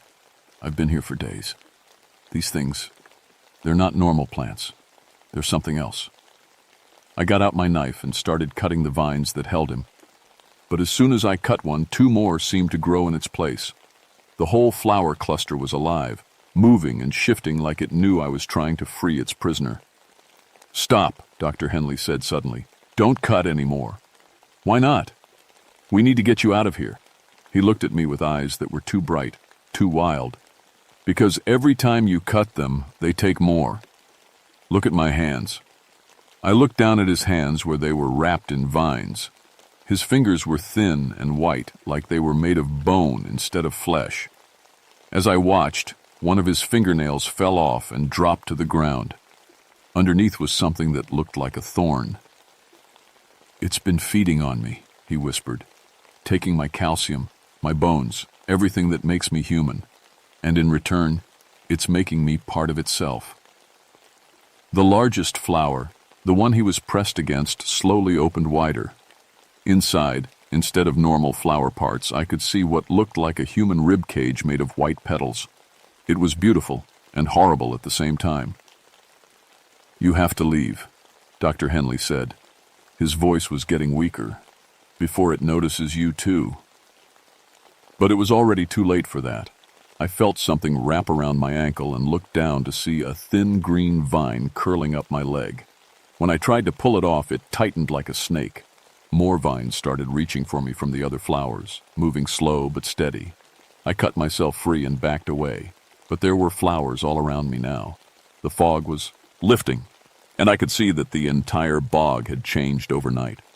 What had been normal wetland yesterday was now a garden of those bone flowers, stretching in every direction as far as I could see. And in the distance, moving between the giant blooms, was something that definitely wasn't human. It was tall, maybe 12 feet, and covered in moss and fungus like an old tree that had learned to walk. Its arms were too long and its fingers ended in points that looked like thorns. When it moved, the flowers all turned to follow it like they were watching their master. Dr. Henley saw it too. The gardener, he whispered. It's been here longer than the bog itself, longer than the mountains. It plants human bones and grows new servants. The creature hadn't seen us yet, but it was moving closer. With each step, more flowers bloomed in its footprints. I grabbed what was left of my gear and ran. Behind me, I could hear Dr. Henley calling out, but his voice was already changing, becoming something that didn't sound quite human anymore. I ran through the bog like the devil himself was chasing me, and maybe he was. Every step I took, more of those bone flowers sprouted from the ground. It was like the whole wetland was waking up, turning from a normal place into something out of a nightmare. The thing Dr. Henley had called the gardener was following me. I couldn't see it through the fog, but I could hear it moving, a wet, sliding sound like giant roots pulling through mud. And wherever it went, those flowers sang. It was the strangest thing. Each flower made a soft, humming sound, like wind through a bottle. But when you put them all together, hundreds of them, it sounded almost like human voices, like a choir of people who'd forgotten how to be people. I tried to follow my compass back toward the trail, but nothing looked familiar anymore. The streams had moved. The hills were in the wrong places. Even the trees looked different, taller and darker, with branches that hung down like curtains. That's when I found the other campsites. The first one was maybe 50 years old. Canvas tent so rotted I could put my finger right through it. But the bones inside were still white and clean, arranged in neat piles like someone had been sorting them. On a flat rock nearby, carved in shaky letters, were the words, "My name was James Morrison. The garden has me now." The second campsite was newer, maybe 10 or 15 years old. A newer tent, better gear, but the same neat piles of bones and the same kind of message carved into a tree. I was Sarah Chen. I came to study the bog. Now I feed it. There were more camps scattered through the area. Lots more. Some so old the bones had turned yellow. Some so new I could still smell the decay. Each one had a name carved somewhere, like the person wanted to be remembered even after the bog took everything else. But the worst part was what I found growing near each campsite. The bones weren't just piled up. They were sprouting. Little green shoots were growing right out of finger bones and ribs, like the skeletons were seeds that had been planted in human soil. And as those shoots grew taller, they formed buds that would bloom into more of those bone flowers. I understood then what Dr. Henley had been trying to tell me. This wasn't just some strange plant. It was a farming operation. The gardener collected people, used their bones to grow more flowers, and those flowers attracted more people. It had been going on for decades, maybe centuries. The fog was getting thicker as afternoon came on, and the humming from the flowers was getting louder. I could barely see where I was going, but I kept moving, hoping to find some way out of this twisted garden. That's when I heard the voices. "Gus," someone called. It sounded like my wife Mary, who died 2 years ago from cancer. "Gus, I'm over here. I've been waiting for you." I knew it couldn't be real, but my heart jumped anyway. Mary had always loved flowers. She'd spent hours in our garden back home coaxing roses and daisies to bloom even in the worst soil. "Don't listen," I told myself. "It's just the bog playing tricks." But then I heard another voice I recognized. Tom Bradley, my old partner who'd died in a climbing accident 5 years back. "Come on, Gus," Tom's voice called from somewhere in the fog. "We're all here waiting. It's not so bad once you get used to it." The voices were coming from the flowers themselves. I could see them opening and closing their petals like mouths, and each time they opened, another familiar voice called out to me. My father, who taught me to love the woods. My old dog Rex, somehow making human words. My brother Danny, who'd drowned when we were kids. All of them calling to me, telling me to come closer, to sit down and rest, to let the garden take care of me. I started running again, hands over my ears, but the voices followed me.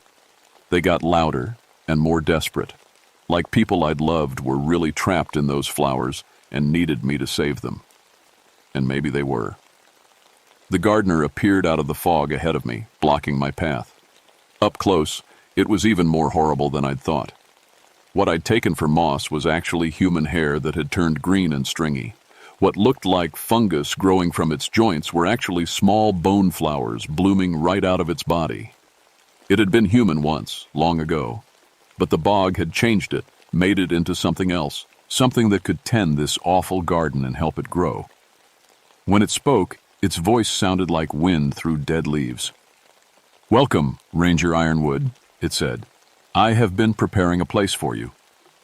It pointed with one thorny finger toward a spot where the largest flower I'd seen yet was just beginning to bloom. The bud was enormous, big enough to hold a full-grown man, and it was opening slow, like a mouth getting ready to swallow something. "Your expertise will be valuable," the gardener continued. "You know these mountains better than anyone. You can help me plant my garden in new places, bring it to new people." Around me, the bone flowers were humming louder, and I could feel their roots moving under the ground, reaching toward my feet. The voices of everyone I'd ever loved were calling me to come closer, to stop fighting, to let the garden make me part of something beautiful and eternal. For just a moment, I almost did it. I was tired and cold, and so very alone. The idea of joining Mary and Tom and all the others didn't seem so bad. At least I wouldn't be lonely anymore. But then I remembered something my grandfather had told me when I was just a boy. He'd been a ranger too, back in the old days when the job meant something different. "Gus," he'd said, "there are places in these mountains that aren't meant for people. Places where the old things still live. If you ever find yourself in one of those places, remember, you're not just fighting for yourself. You're fighting for everyone who might come after you." I thought about all the hikers and scientists and photographers who would come to these mountains in the years ahead. Kids on camping trips, families on vacation, people like Dr. Henley who just wanted to study the natural world. They deserve better than to end up as fertilizer for this nightmare garden. I pulled out my camera and popped off the flash. The sudden bright light made the gardener stumble backward, and the flower singing stopped for just a moment. In that moment of silence, I heard something else. The sound of running water, real water, not the thick black stuff that flowed through the bog. I ran toward the sound as the gardener roared behind me like wind through a burned forest. The sound of clean water led me to a stream I actually recognized, Beaver Creek, which meant I was only about 3 miles from the main trail. But 3 miles might as well have been 300, because the gardener and its bone flowers are everywhere now. They'd grown so thick I could barely see the ground. Flowers the size of wagon wheels bloomed between the trees, their bone-white centers reaching up like grasping fingers. And from each one came those voices, all the people the bog had taken over the years, calling for me to join them. The worst part was, some of them were starting to sound right. "You're just delaying the inevitable," called a voice that sounded like Dr. Henley, though it was coming from a flower near my feet. "Why make this harder than it has to be?" My camera flash had bought me maybe 5 minutes, but the gardener was catching up. I could hear it crashing through the undergrowth behind me, and with each step it took, more flowers bloomed in its wake. But something else was happening too. The temperature was dropping fast. My breath was coming out in thick clouds, and ice was starting to form on the flower petals. A killing frost was moving down from the high peaks, the kind that could freeze a man solid in an hour if he wasn't careful. The flowers didn't like the cold. As the temperature dropped, their humming got quieter and their petals started to curl inward. Some of the smaller ones actually seemed to be shrinking, pulling their roots deeper into the warmer ground. That gave me an idea. I stopped running and started climbing. There was a rocky outcrop ahead, maybe 30 feet high, that would put me above most of the bog. If I could get up there and wait for the frost to do its work, maybe I could outlast this thing. The climb was harder than I expected. My fingers were getting numb from the cold, and ice was forming on the rock face. But behind me, the gardener was struggling too. Its moss-covered body was stiffening up as the temperature dropped, and it moved slower with each step. Halfway up the cliff, I looked back and saw something amazing. The bone flowers were dying. The ones that had been 6 feet across were shrinking down to the size of dinner plates. The voices calling from them were getting weaker, more distant, and the gardener itself was moving. like an old man with arthritis, its joints creaking with every step. Whatever this thing was, it needed warmth to survive. The killing frost was doing what my knife and my camera flash couldn't. It was hurting the bog itself. I reached the top of the outcrop just as the gardener arrived at the bottom. It looked up at me with eyes like black pools, and when it spoke, its voice cracked like ice breaking. "The cold won't last," it said. "It never does. And when spring comes, my garden will be stronger than ever. I will plant you in the deepest soil, Ranger Ironwood, where your bones can feed my flowers for 100 years. But I wasn't listening anymore. I was looking at my hands, and what I saw there made my blood run even colder than the mountain air. My fingernails were loose. As I watched, one of them fell off and clattered on the rocks. Underneath was something white and hard like a thorn made of bone. The bog had been working on me too. Even though I'd been running, even though I'd been fighting, it had been changing me little by little. Probably started the moment I'd touched that first flower by the trail. How long before I ended up like Dr. Henley, more plant than human? How long before I became another voice calling from the bone flowers, trying to lure other people into this nightmare? The gardener started climbing the cliff. It moved slow in the cold, but it was still coming. And I knew that if it reached me, if it touched me with those thorny fingers, the change would happen fast. I'd become part of its garden before the frost could save me. I had one chance. One desperate, probably stupid chance. I got out my camera and popped the flashbulb. Not at the gardener this time, but at myself. The bright light burned my eyes and made me see spots, but it also showed me something important. The exact shape of the cliff I was standing on. Then I jumped, not down to you, over the gardener, but across to another rocky outcrop about 15 feet away. It was a gap I never would have tried in daylight, when I could see exactly how far it was. But sometimes not knowing how dangerous something is makes it possible to do. I hit the other side hard, rolled, and felt something in my shoulder pop. But I was alive, and I was farther from the gardener than I'd been in hours. The cold was getting worse. My water bottle had frozen solid, and ice crystals were forming in my beard. But the bone flowers were shrinking faster now, and the gardener was moving so slowly it looked like a statue that had learned to walk. I started down the other side of the mountain, following Beaver Creek toward the main trail. Every step was painful. My shoulder was definitely dislocated, but I kept moving. Behind me I could hear the gardener calling out in that wind-through-leaves voice, but it sounded weaker now, more distant. By the time I reached the main trail, the sun was coming up and the worst of the frost was lifting, but the damage had been done. When I looked back toward the bog, I could see the bone flowers had withered down to nothing more than brown stubs sticking up from the frozen ground. The gardener was gone. Maybe dead. Maybe just sleeping until warmer weather came. But for now, at least, its nightmare garden was finished. I made it back to my truck and drove straight to the ranger station. Told them I'd found Dr. Henley's body in a sinkhole, which wasn't exactly a lie, since what I'd seen wasn't really him anymore. Told them the area was dangerous because of toxic bog gases and it needed to be closed off until we could study it properly. Nobody questioned an old ranger's judgment. They put up warning signs and barriers, and as far as I know, nobody's been back there since. That was more than 60 years ago, but I still wake up some nights thinking about those bone flowers and their terrible singing. My shoulder never healed right from that jump. The doctors said the bones had been compromised somehow, like something had been eating away at the calcium. They had to put in metal pins to hold it together. I never told them about the fingernail that fell off, or the 3 others I pulled out myself over the next few weeks. They grew back normal, eventually, but for a while there, I wasn't sure if I was still entirely human. The official report said that Dr. Henley had been overcome by methane gases from the bog and fallen into one of the deep pools. His body was never recovered. The area was declared off-limits to hikers and researchers, and as far as the public knows, it still is. But I know better. Every spring, when the weather warms up, I get the urge to go back there. It starts as just a little itch in the back of my mind, but it gets stronger as the days get longer. By summer, it's all I can think about. I hear voices in my dreams, Mary's voice, Tom's voice, all the people I've lost over the years, calling me to come back to the garden. Some years the urge is so strong I actually drive out to the old trailhead. I sit in my truck looking at the warning signs and the barriers, and I think about how easy it would be to just walk past them, to go back to that beautiful, terrible place where the bone flowers bloom. But I don't go.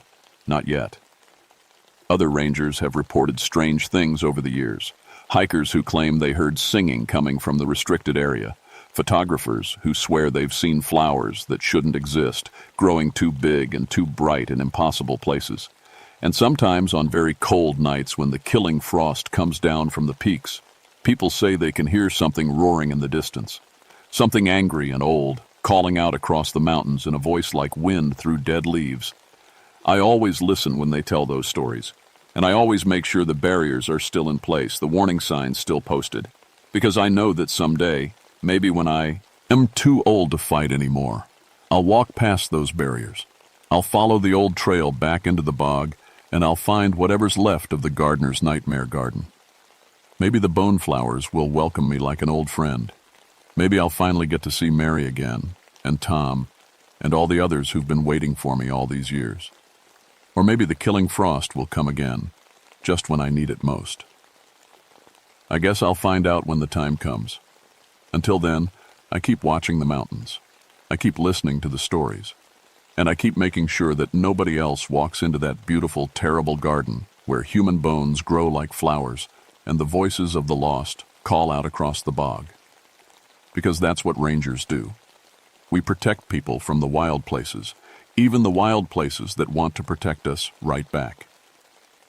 Found among the papers of Augustus Gus Ironwood, 1906 to 1987, former senior ranger, Monongahela National Forest. Mr. Ironwood served with distinction for 41 years before retiring in 1985. The events described in this account have not been verified, but the Cranberry Glades area referenced remains closed to public access due to environmental concerns.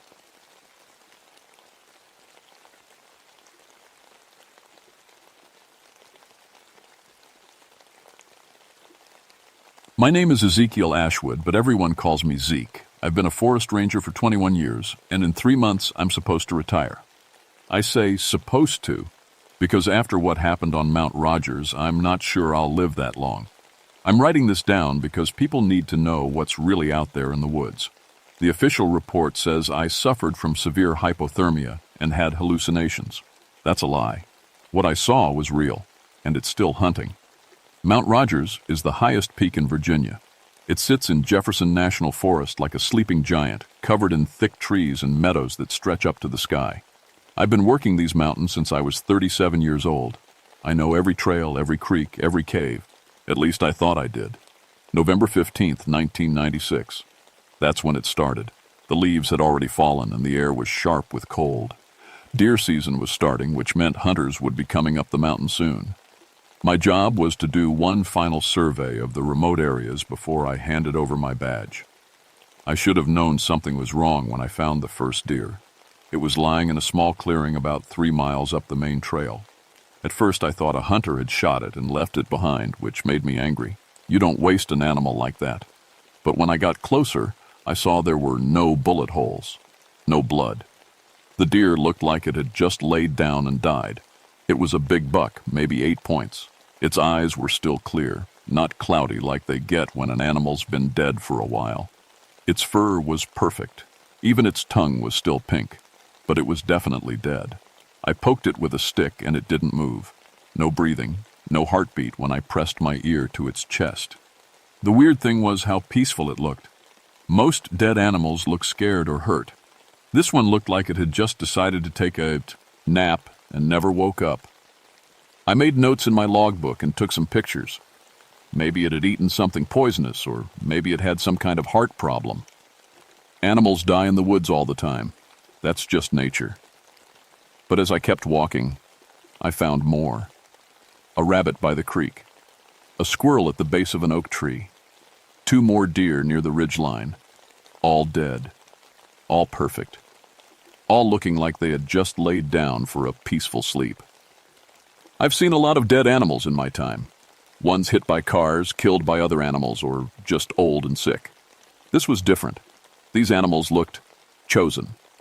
By the time the sun was setting, I had counted 12 dead animals, all in a rough circle around the peak of Mount Rogers, all perfectly preserved, all looking like they had died happy. I set up my camp in a small meadow where I'd stayed dozens of times before. The silence was the first thing I noticed. Usually the woods are full of sounds at night: owls hooting, raccoons chattering, mice rustling in the leaves. But that night, it was quiet as a grave. I built a fire and heated up a can of beans. The flames danced and crackled, but they seemed smaller than usual, like something was swallowing up the light. I kept looking over my shoulder, feeling like someone was watching me. But every time I turned around, there was nothing but darkness. That's when I smelled it for the first time. It wasn't a bad smell, not like rotting meat or garbage.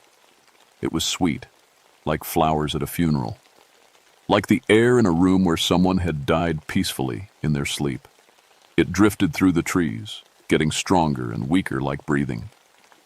I told myself it was just my imagination. 21 years in the forest, and I'd never been spooked by a few dead animals and a strange smell.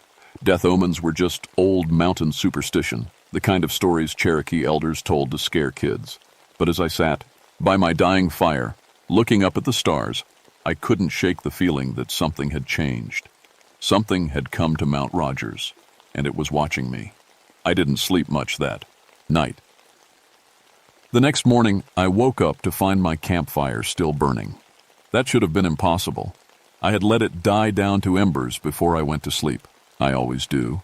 Fire safety is the first thing they teach you as a ranger. But there it was, flames dancing cheerfully like someone had been feeding it wood all night. Fresh logs were stacked next to the fire pit. Good, dry oak that would burn clean and hot. I sure as hell hadn't put them there. I looked around my campsite for footprints or any sign that someone had been there. The ground was soft from the morning dew, perfect for showing tracks. I found my own boot prints from the night before, but that was it. No human prints, no animal prints, nothing. The logs were arranged in a perfect stack, like someone had taken a lot of care to make them look nice. Each piece was exactly the same length. The bark had been stripped off in neat spirals. I picked up one of the logs and examined it. The wood was warm, like it had been sitting by a fire for hours. But it was also strange. Too perfect. Too smooth. When I looked closely, I could see what looked like writing carved into the surface. Not letters or words, but symbols that hurt my eyes to look at. I threw the log into the fire and watched it burn. It went up fast, with flames that were too blue and smoke that smelled like that sweet death smell from the night before. That's when I heard the voice. "Good morning, Ezekiel." I spun around, hand going to the pistol on my belt. There was nobody there. Just trees and rocks and the morning mist. "Who's there?" I called out. My voice echoed off the rocks, but nobody answered. I waited for 10 minutes, listening hard. Nothing. Just the wind in the trees and the sound of my own heartbeat. I packed up my gear and started walking.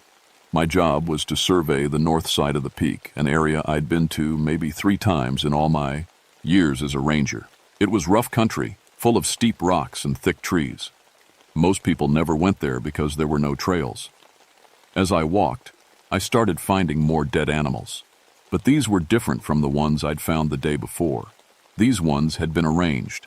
A circle of rabbits, all facing inward like they were having a meeting. A family of raccoons lined up by size, from biggest to smallest. 2 owls perched on a branch, wings spread wide like they were trying to hug the whole forest. Each arrangement was like a work of art. Someone had taken a lot of time and care to make them look just right.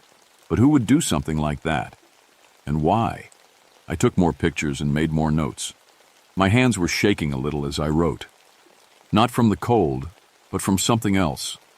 Something that was starting to feel like fear. Around noon, I stopped for lunch by a small stream. The water was clear and cold, running over smooth rocks that had been worn down by thousands of years of current. I sat on a fallen log and ate a sandwich, trying to make sense of what I was seeing. That's when I noticed the carvings. They were cut deep into the trees all around the stream. Not random scratches, but careful, deliberate symbols. The same symbols I'd seen on the firewood that morning. They covered every tree trunk I could see, from ground level up to about 7 feet high. And in the middle of all those strange symbols, carved into the biggest oak tree, was my name, Ezekiel Ashwood. My full name, spelled out in perfect letters about 6 inches tall. The cuts in the bark were fresh, with sap still bleeding from the wounds. But I'd never been to this exact spot before. I was sure of it. I touched the letters with my finger. The carving was deep, like someone had used a very sharp knife and taken their time. Below my name, there were more symbols, and below those, a date, December 7th, 1996, 3 weeks from today. The day I was supposed to retire. I backed away from the tree, my heart pounding. This was impossible. Nobody knew I was up here. I hadn't told anyone my exact route or where I planned to camp. And even if someone had followed me, how could they have carved my name into a tree I'd never visited? I pulled out my radio and tried to call the ranger station. Static. I climbed up to higher ground and tried again. Nothing but white noise. The radio had worked fine yesterday. As I stood there trying to get a signal, I heard something moving in the trees behind me. Not the normal sounds of a squirrel or bird. Something big. Something that was trying to be quiet, but not quite managing it. I turned around slowly, my hand on my gun. There, about 50 feet away, stood the biggest man I'd ever seen. He was at least 7 feet tall, with shoulders like a football player and arms that looked strong enough to break trees in half.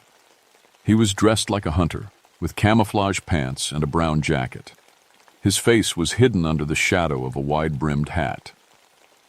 "You're early," he said. His voice was deep and smooth, like an old friend talking about the weather. "Early for what?" I asked, not moving my hand away from my gun.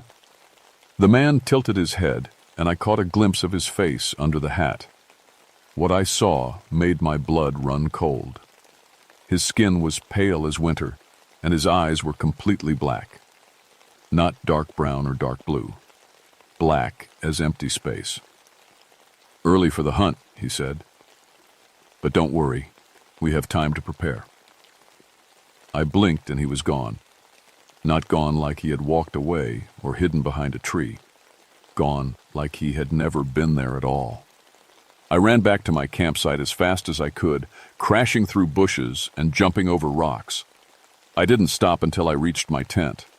Then I sat down hard on the ground and tried to catch my breath. My hands were shaking so bad I could barely hold my pen as I wrote in my logbook. But I had to write it down. I had to have some record of what was happening. That night I built my fire boughs, eager than usual, and kept my gun in my lap. The sweet smell of death was stronger now, drifting through the trees like fog. And somewhere in the darkness, I could hear something walking in circles around my camp. Something big, something that was waiting for December 7th. I didn't sleep at all that second night. Every time I closed my eyes, I saw those black holes where the man's eyes should have been. Every sound in the forest made me jump. By morning, I was exhausted and scared, but I was also angry. I've been dealing with people who think they can intimidate me for over 20 years. Poachers, drug dealers, idiots who think federal land belongs to them. I wasn't about to be scared off by some freak in the woods, no matter how tall he was or how weird his eyes looked. I decided to hike down to the ranger station and get help. Whatever was going on up here, I needed backup and better communication equipment. But when I started walking down the trail I'd used to get up the mountain, something was wrong. The trail was gone. Not overgrown or blocked by fallen trees. Just gone. Where there should have been a clear path winding down through the forest, there were only thick trees and steep rocks. I walked back and forth for an hour, looking for any sign of the trail I'd used just 2 days before. Nothing. I tried going in different directions, looking for any way off the mountain that didn't involve climbing down rock faces that would kill me if I fell. But every direction I went, the forest got thicker and the rocks got steeper.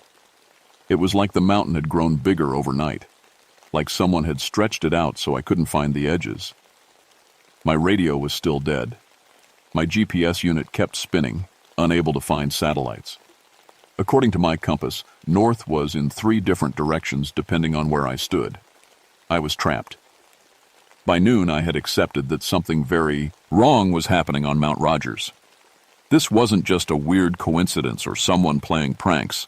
The rules of the normal world weren't working up here anymore. I went back to my campsite and found another present waiting for me. Sitting on a flat rock next to my tent was a rifle. Not just any rifle, but a beautiful old hunting gun with a wooden stock that gleamed like it had just been polished. There was a note tied to the barrel with leather string. The note was written in the same careful handwriting I'd seen carved into the trees. For the hunt. You'll need this soon. H. I picked up the rifle and examined it. It was heavier than my service pistol, but it felt perfect in my hands, like it had been made just for me. The metal was warm to the touch, and when I looked down the barrel, it was perfectly clean. There was a box of ammunition sitting next to where the rifle had been. Big bullets that looked like they could stop a charging bear. I'd never seen bullets quite like these before. They were silver in color, and they felt cold even though everything else was warm. I should have thrown the rifle away, should have left it on the rock and walked back into the trees. But something inside me, some instinct I'd developed after 21 years in the forest, told me I was going to need it. That afternoon, I started seeing things that weren't there. Movement in the corner of my eye that disappeared when I turned to look. Shadows that fell in the wrong direction. Trees that I swear hadn't been there 5 minutes before. And faces in the bark. Every tree I looked at had them.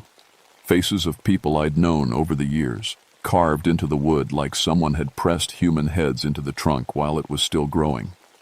I saw my ex-wife Linda, who'd left me 5 years ago because I spent too much time in the woods.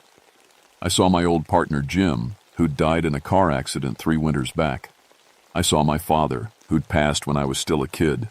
All of them were looking at me. All of them had the same expression, like they were trying to warn me about something. But couldn't speak. As the sun started to set, the faces began to move. Their eyes would follow me as I walked. Their mouths would open and close like they were trying to say something important.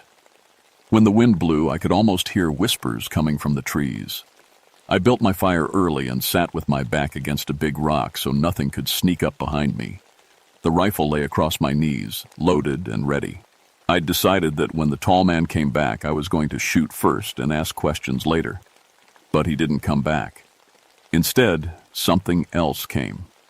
Just after dark, I heard singing. It was a woman's voice, high and sweet, singing a song I almost recognized. Like a lullaby my mother might have sung when I was very small. The voice came from somewhere in the trees to my left, maybe 100 yards away. I called out, "Hello? Are you okay? Do you need help?" The singing stopped for a moment. Then the voice called back, "Zeke? Is that you? I've been looking for you." It was Linda, my ex-wife Linda, who lived 300 miles away in Richmond and hadn't spoken to me in 2 years. "Linda?" I stood up, holding the rifle. "What are you doing up here?" "I came to find you," her voice said. "I was wrong to leave. I want to try again." She sounded exactly like she had when we were married, before the fights and the silence and the papers being signed, when we were still happy. "Come into the light," I said. "Let me see you." "I can't," Linda's voice said. "I'm hurt. I fell on some rocks. Can you come help me?" Every instinct I had told me not to leave my fire. But it was Linda's voice, the woman I'd loved for 12 years. If she was really hurt, I took a step toward the trees. "That's it," the voice said. "Just a little further. I'm right here." I took another step. The firelight was behind me now, and the darkness ahead seemed to swallow up everything. That is when I realized the voice was wrong. Linda had a small scar on her throat from when she'd had her tonsils out as a kid. It made her voice a little rough, especially when she was tired or scared. This voice was too perfect, too smooth. I raised the rifle and pointed it toward where the voice was coming from. "You're not Linda," I said. The singing started again, but now it was different, louder. And there wasn't just one voice anymore. There were dozens of them, all singing the same song, men, women, children. all the voices of people I'd known and cared about over the years. They were all around me now, in every direction, calling my name, asking me to come help them, telling me they loved me and missed me. I backed toward my fire, sweeping the rifle back and forth. "Stay back! I know what you are!" The voices got louder, more desperate. Then they started screaming. Not screaming in pain or fear, screaming in anger. Screaming like wild animals that had been denied their prey. I reached my fire and grabbed a burning stick, holding it up like a torch. The light pushed back the darkness, and the screaming stopped. But in the silence that followed, I heard something worse. Footsteps, heavy ones, coming toward my camp from every direction. The hunt had begun. The footsteps circled my camp all night, but they never came close enough for me to see who was making them. Every time I pointed my torch or rifle toward a sound, the footsteps would stop. When I looked away, they started again. As dawn broke, the sounds faded away. But they left something behind. Tracks, hundreds of them, pressed deep into the soft ground around my campsite. Human footprints, but wrong. Too long, with toes that ended in points like claws, and they were all facing inward, toward my fire. I followed one set of tracks away from the camp. They led to a clearing I'd never seen before, even though I was sure I'd walked through this area yesterday. In the center of the clearing was a circle of standing stones, each one about 8 feet tall and covered in those same symbols I'd been seeing, everywhere. The tall man was waiting for me there. In the daylight, he looked different, less like a person and more like something pretending to be a person. His skin was too pale, like he'd never seen the sun. His clothes were old-fashioned, like something a hunter might have worn 50 years ago. And his eyes were still those endless black holes. "You've been chosen, Ezekiel," he said. His voice echoed strangely in the clearing, like he was speaking from the bottom of a deep well. "Chosen for what?" I kept the rifle pointed at his chest, though I had a feeling bullets wouldn't do much good. "For the final hunt," he said. "The greatest honor a hunter can receive." He walked slowly around the circle of stones, and I turned to keep him in sight. As he moved, the symbols on the stones began to glow with a soft red light. "I am the hunter of last things," he said. "I come to those who are ready to end their story with dignity. You have lived well, Ezekiel. You have protected these mountains, respected the balance between life and death. Now it is time for your final test." "I'm not ready to die," I said. He smiled, and his teeth were too sharp. "Everyone says that, but you've been preparing for this moment your entire career. Every animal you've found dead in the woods, every person you've helped in their final moments, every time you've faced danger and survived, it has all been leading to this." The red light from the stones was getting brighter. I could feel heat coming off them, like they were made of fire instead of rock.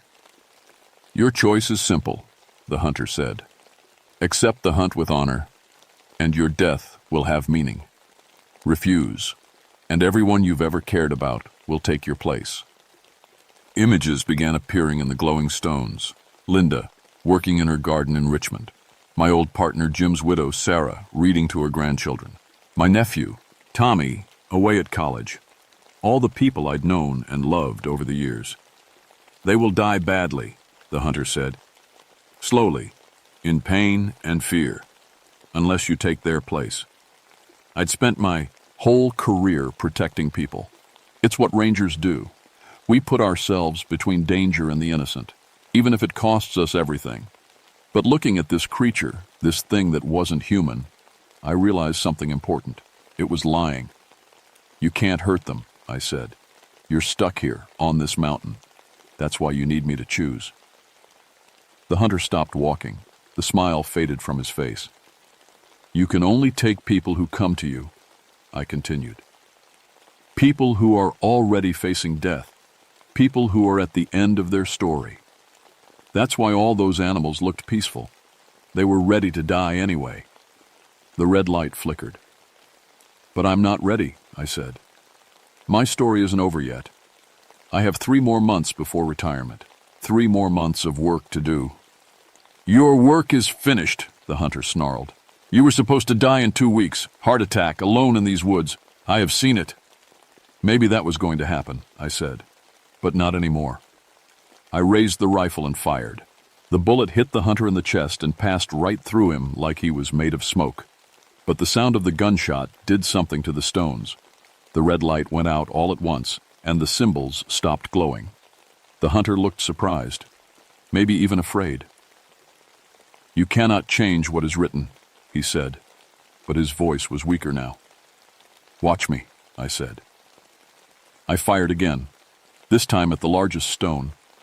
The silver bullet hit it dead center, and the stone exploded in a shower of red sparks. The hunter screamed, and his shape began to blur and shift.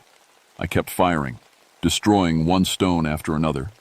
With each shot, the hunter became more transparent, more like a shadow than a solid thing. When the last stone fell, he was barely visible. "This is not over," he whispered. "Death comes for everyone eventually." "Yeah," I said, "but not today." He faded away like morning mist, and suddenly I could hear normal forest sounds again. Birds singing, squirrels chattering, the wind in the leaves. The sweet smell of death was gone, replaced by the clean scent of pine trees and fresh air. I found the trail back down the mountain right where it should have been. I walked out of those woods on November 20th, 1996, 5 days after I'd planned to return. The other rangers had been looking for me, but they'd searched in all the wrong places. According to them, I'd never climbed Mount Rogers at all. My truck had been found in the parking lot at a different trailhead entirely. The photos I'd taken showed normal forest scenes, dead animals, but nothing unusual, just natural deaths that happen in the woods every day. My notes about the stone circle and the carved names had somehow changed to routine observations about wildlife and trail conditions. But I knew what I'd seen, and I knew it wasn't over. The doctor said I'd suffered from severe hypothermia and hallucinations. Exposure to cold can make people see and hear things that aren't there. That's the official explanation, and it's easier for everyone if we stick to it. But there are changes I can't explain to the doctors. My hair turned completely white during those 5 days on the mountain. Not gray, white, like snow. And I walk with a cane now, though x-rays show nothing wrong with my bones or joints. I just feel older, like I aged 20 years in less than a week. The strangest change is what I see when I look at people. Sometimes when I'm talking to someone, I can see a shadow standing behind them, a dark shape that looks almost like the hunter, but not quite. It's always there when someone is about to die. Not right away, but within the next few weeks or months. I tried to warn people at first, told them to see doctors, to be careful driving, to watch their health. Most of them thought I was crazy. Few listened and found problems early. Cancer that could be treated, heart conditions that could be managed. I couldn't save everyone. Death has its own schedule, but I helped some people get more time with their families. That has to count for something. I retired on schedule December 7th, 1996, the date that had been carved into the tree. But I didn't die that day. Instead, I started a new job as a volunteer at the county hospital, helping families say goodbye to their loved ones. It turns out that facing death taught me how to help others face it too. I still go back to Mount Rogers sometimes. The stone circle is gone. There's just a normal clearing where it used to be, but I can feel something watching from the trees, waiting. The hunter of last things is still there, looking for people who are ready for their final hunt. I'm not ready yet. I may never be ready, but I'm not afraid of him anymore. Because I learned something important during those 5 days in the woods. Death isn't the enemy. Fear is the enemy. And once you stop being afraid to live, death loses most of its power over you. My name is Ezekiel Ashwood. I was supposed to die on Mount Rogers in November of 1996. Instead, I chose to keep living. Sometimes that's the bravest thing you can do. And if you're ever hiking alone in the mountains of Virginia, and you find dead animals arranged in perfect circles, and you smell something sweet drifting through the trees, don't follow voices that sound like people you know. Don't accept gifts left by your campfire. And remember that no matter what tries to convince you otherwise, your story isn't over until you say it is. The hunt only ends when you choose to stop running.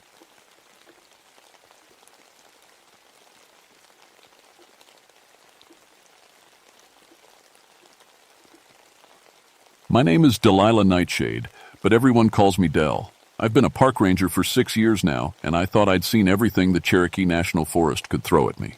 Poachers, drug dealers, lost hikers who think they're smarter than Mother Nature, you name it. But what happened that summer of 1977 in Joyce Kilmer Memorial Forest changed everything I thought I knew about this world. The heat was killing us that June. 95 degrees every day, with humidity so thick you could practically drink the air. The ancient poplar trees, some over 400 years old, created a green cathedral that should have been cool and peaceful. Instead, it felt like walking through a wet blanket someone had left in the sun. I was tracking the Hartwell family. 3 generations of poachers who'd been stealing ginseng from protected areas for decades. My boss, Ranger Mike Collins, had been trying to catch them for 2 years. They were smart, careful, and knew these woods better than most rangers. But I had something they didn't expect. I used to be a detective in Nashville before I fell in love with the wilderness. I knew how criminals think. The Hartwells weren't just stealing plants. They were part of something bigger, a network that reached all the way to buyers in Atlanta and Charlotte. Wild ginseng was worth more than gold to the right people, especially the old roots that grew in places like this. These trees had been here since before Columbus, and the ginseng that grew beneath them was ancient and powerful. I'd been following their trail for 3 days when I found their camp near Mirror Lake. The lake got its name from how perfectly still the water stayed, even in wind. Local Cherokee stories said it was a spirit place, somewhere you shouldn't look too long at your own reflection. I'd always figured that was just old folklore designed to keep people away from a dangerous area. The camp looked normal enough at first glance.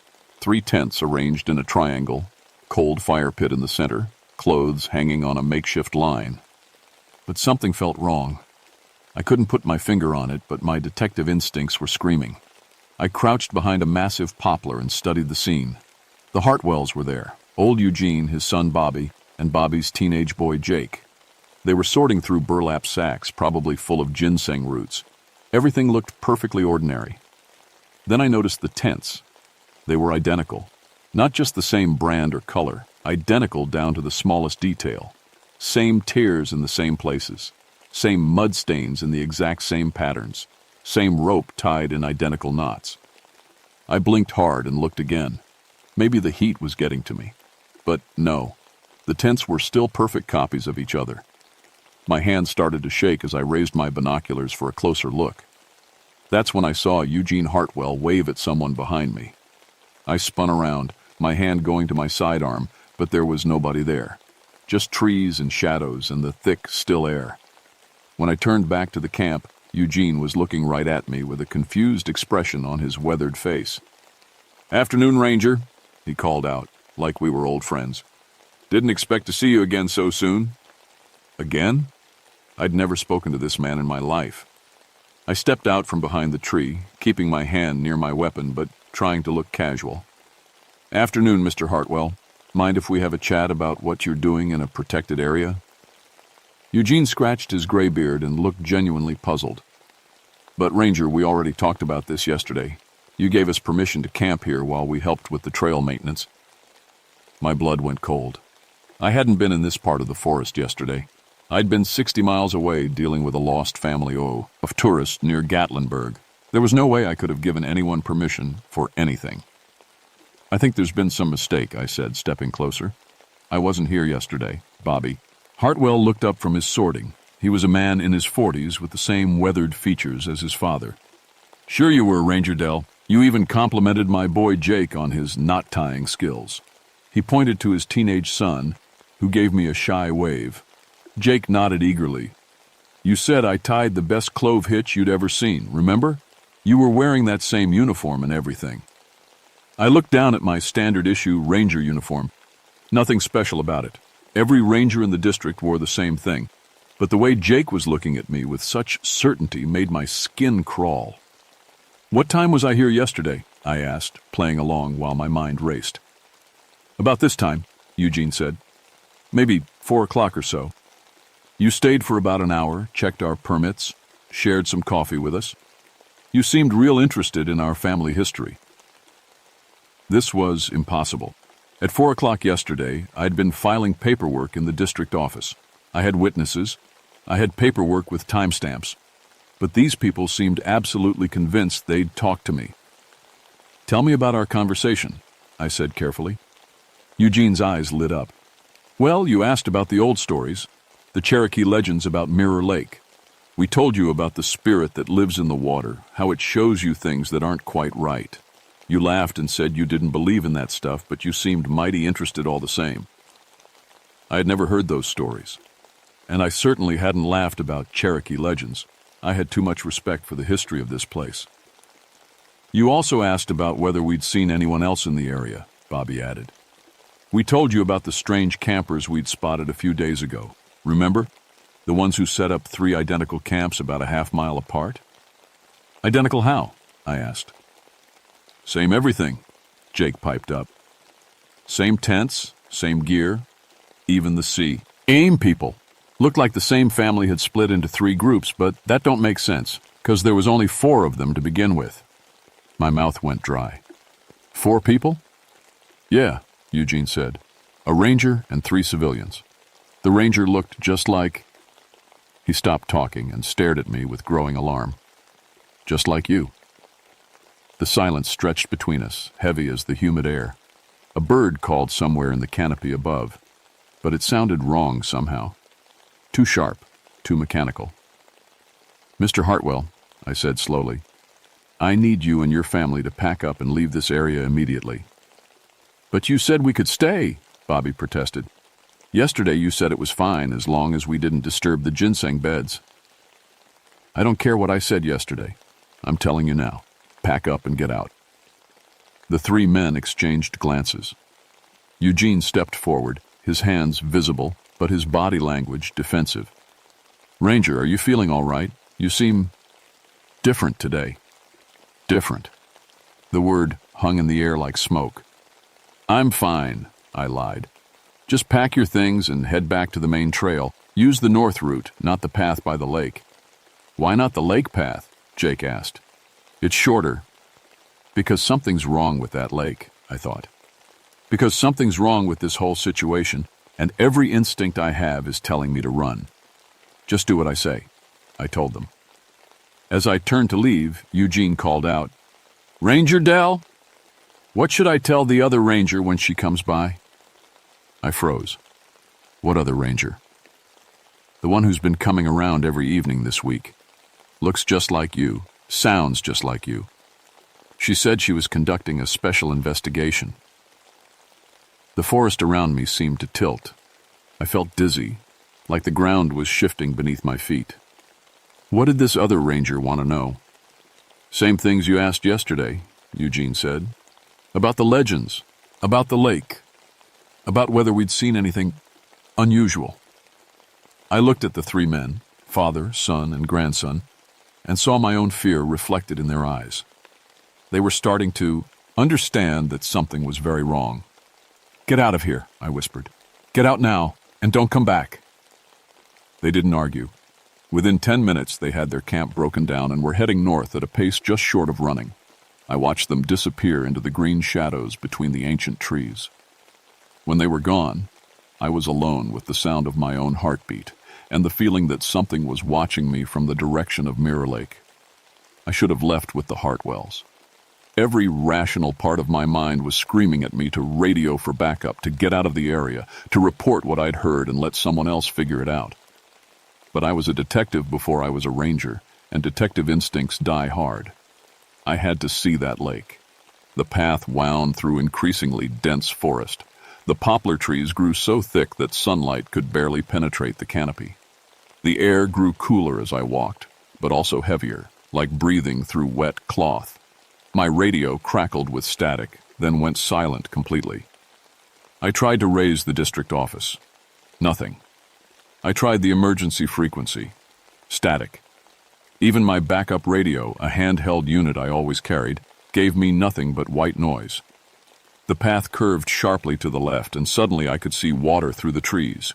Mirror Lake stretched out before me, maybe 100 yards across, perfectly circular, like someone had carved it out with a giant spoon. The water was so still it looked like black glass.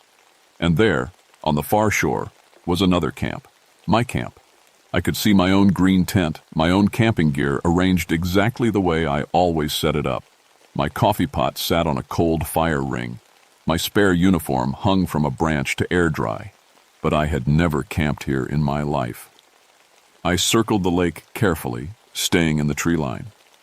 As I got closer, I could see more details that made my skin crawl.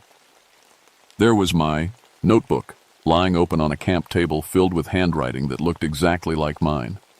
There were my boots by the tent entrance, still muddy from yesterday's patrol that I had spent 60 miles away. I crept close enough to read what was written in the notebook. The entries were dated going back a week. June 14th, arrived at Mirror Lake. The Hartwells are cooperative. Ginseng operation is larger than anticipated. Need to investigate Cherokee legends about this area. June 15, spoke with Eugene Hartwell about local folklore. Something about a spirit in the lake that creates reflections. Probably nonsense, but worth documenting. June 16th, found evidence of additional camps. Someone is watching the watchers. Feel like I'm being followed. The handwriting was mine. The observations sounded like something I would write, but I had never written any of it. My hands were shaking as I flipped through more pages. The entries became increasingly paranoid, talking about seeing other versions of people, about the lake showing things that weren't there, about feeling like someone was stealing pieces of time. The final entry was dated today. June 20th, the real Dell Nightshade will arrive soon. Have to be ready, have to be perfect. The lake knows what it's doing. I dropped the notebook like it had caught fire. That's when I heard my own voice calling from across the lake. "Hello over there? Need some help?" I looked across the water and saw myself waving from the original shore.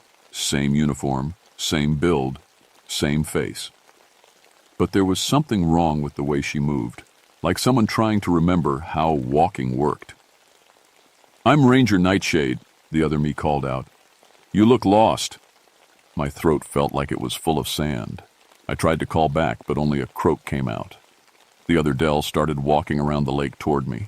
Her movements were getting more natural with each step, like she was practicing.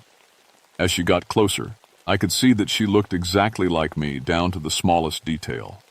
Same scar on my chin from a childhood accident, same freckle pattern on my arms, same chip in my left front tooth. But her eyes were wrong. They were my eyes, but they held no recognition when they looked at me, like looking in a mirror that had forgotten who you were. "You shouldn't be here," the other Dell said when she was close enough to speak normally. "This is my investigation." "Who are you?" I managed to whisper. She tilted her head exactly the way I did when I was thinking. "I'm Dell Nightshade. The question is, who are you?"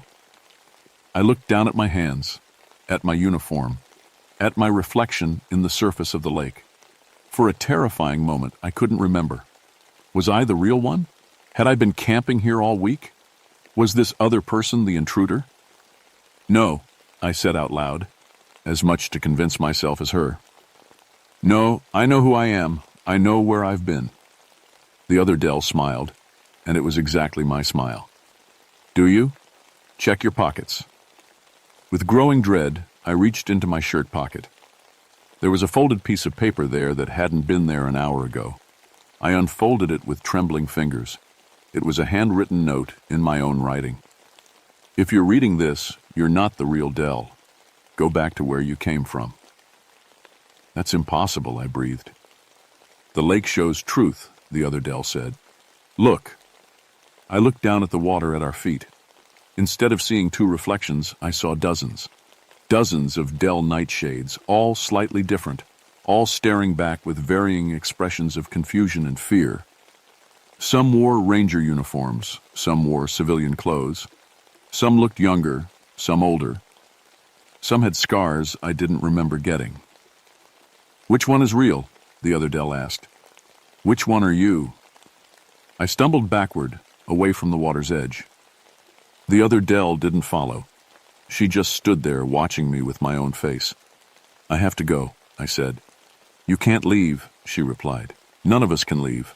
We all belong to the lake now." I turned and ran, crashing through the underbrush, following what I hoped was the path back to the main trail.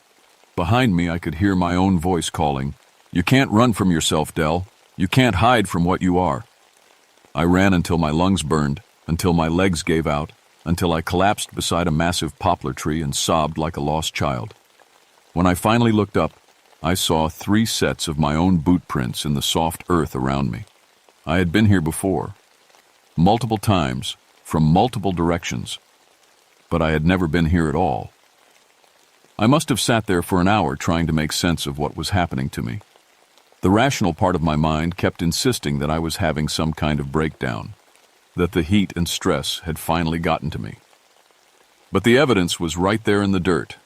3 sets of identical boot prints, all made by my boots, all leading to this exact spot.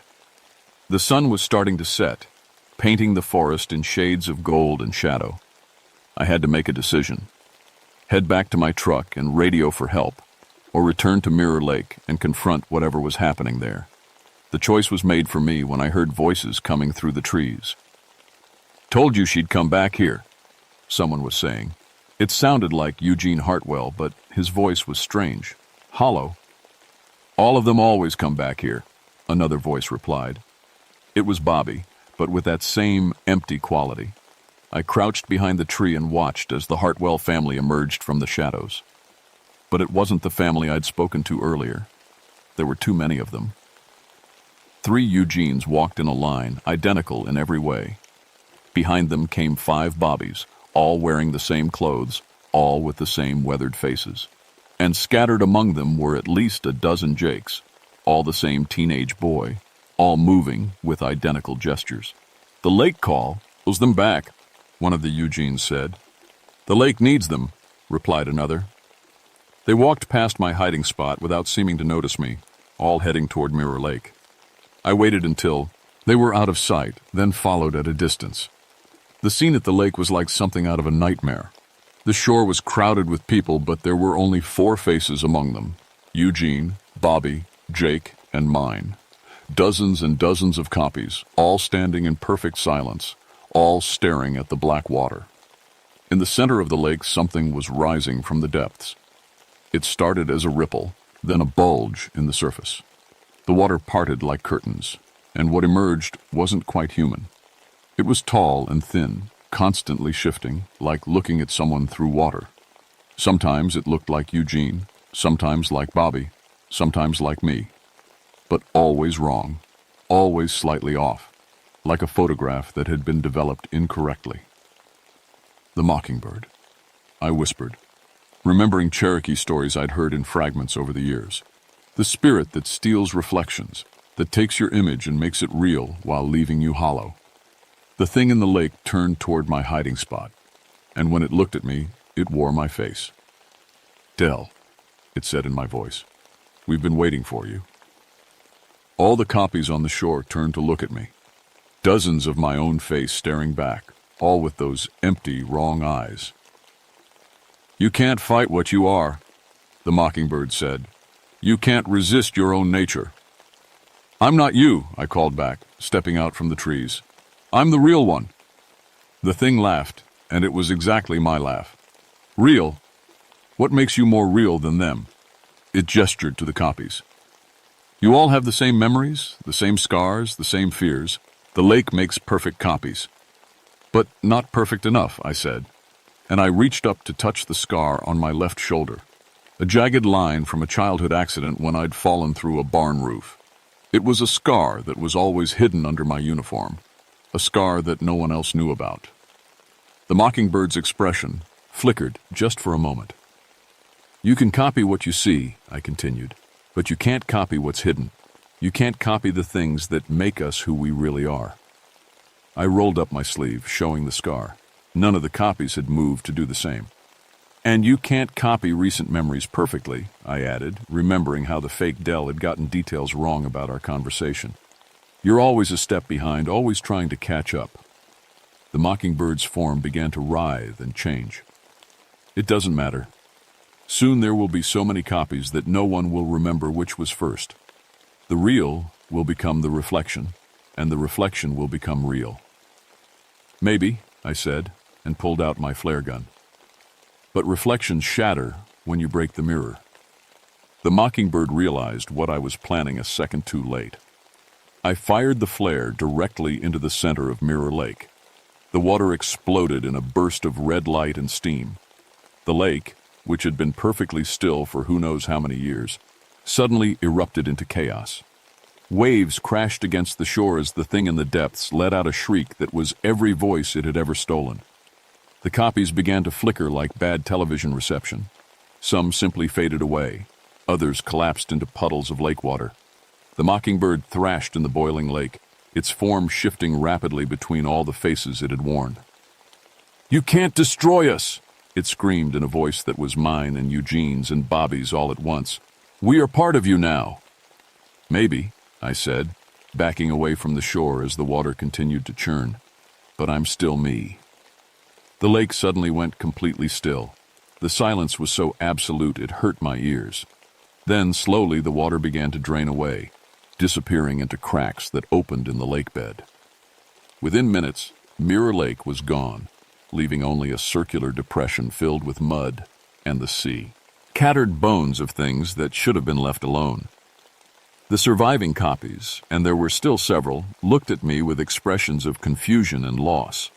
Without the lake to sustain them, they seemed lost, purposeless. "Go home," I told them quietly. "Find somewhere else to be." They wandered off into the forest, and I never saw them again. I made it back to my truck as the sun was setting. My radio crackled to life as soon as I got within range of the main road. "Ranger Nightshade, this is dispatch. Please respond." I keyed the mic with shaking hands. "This is Nightshade. I'm heading back to the station." "Copy that. How did the investigation go?" I looked back toward the forest, where the ancient poplar trees stood guard over secrets that were older than civilization. "The poaching situation has been resolved. The Hartwell family won't be a problem anymore." It was true, in its way. The real Hartwells had probably made it safely out of the forest. The copies were gone. Case closed. I filed my report the next morning, sticking to the facts that could be verified. Illegal camping, suspected poaching. Suspects fled the area when confronted. I mentioned the heat, the difficult terrain, the communication problems. I didn't mention the lake or the copies or the thing that lived in reflections. Who would have believed me? My supervisor praised me for running off a persistent group of poachers. I got a commendation for dedication to duty. Life went back to normal. Except it didn't. For months afterward, I couldn't look in mirrors without wondering if the reflection was really mine. I would catch glimpses of myself in store windows and feel a moment of panic, thinking I had seen myself walking down the street moments before. Other rangers started reporting strange encounters, meeting me in parts of the forest where I had never been, receiving radio calls from my voice when I was verifiably somewhere else. The Cherokee National Forest is a big place, full of old secrets and older spirits. Most of the time, we manage to coexist peacefully. Rangers do their job, the spirits do theirs, and everybody stays in their own lane. But sometimes, when I'm deep in the forest and far from any road, I still hear my own voice calling from just beyond the tree line. I hear myself asking questions I never asked, telling stories I never lived. And sometimes, when I'm feeling particularly brave or particularly foolish, I almost answer. The thing about reflections is that they're never quite perfect. There's always something reversed, something backward, something not quite right. But in the depths of a place like Mirror Lake, where the water is black and still and older than memory, sometimes the reflection becomes more real than the thing casting it. I learned that summer that there are things in these mountains that hunger for our shapes, our voices, our very selves.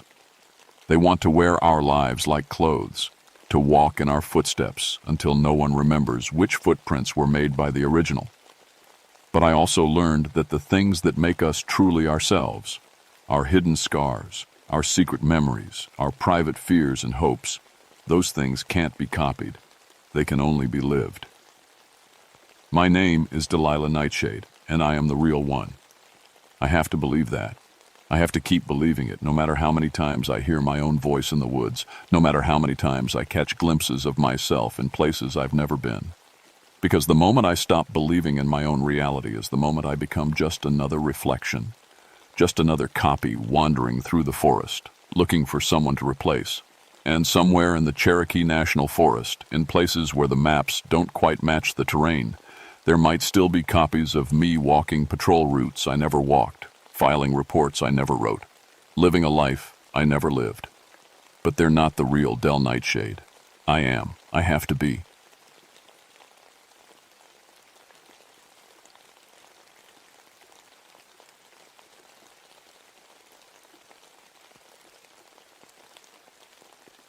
My name is Jerry Wolfsbane, and I've been a forest ranger for 19 years.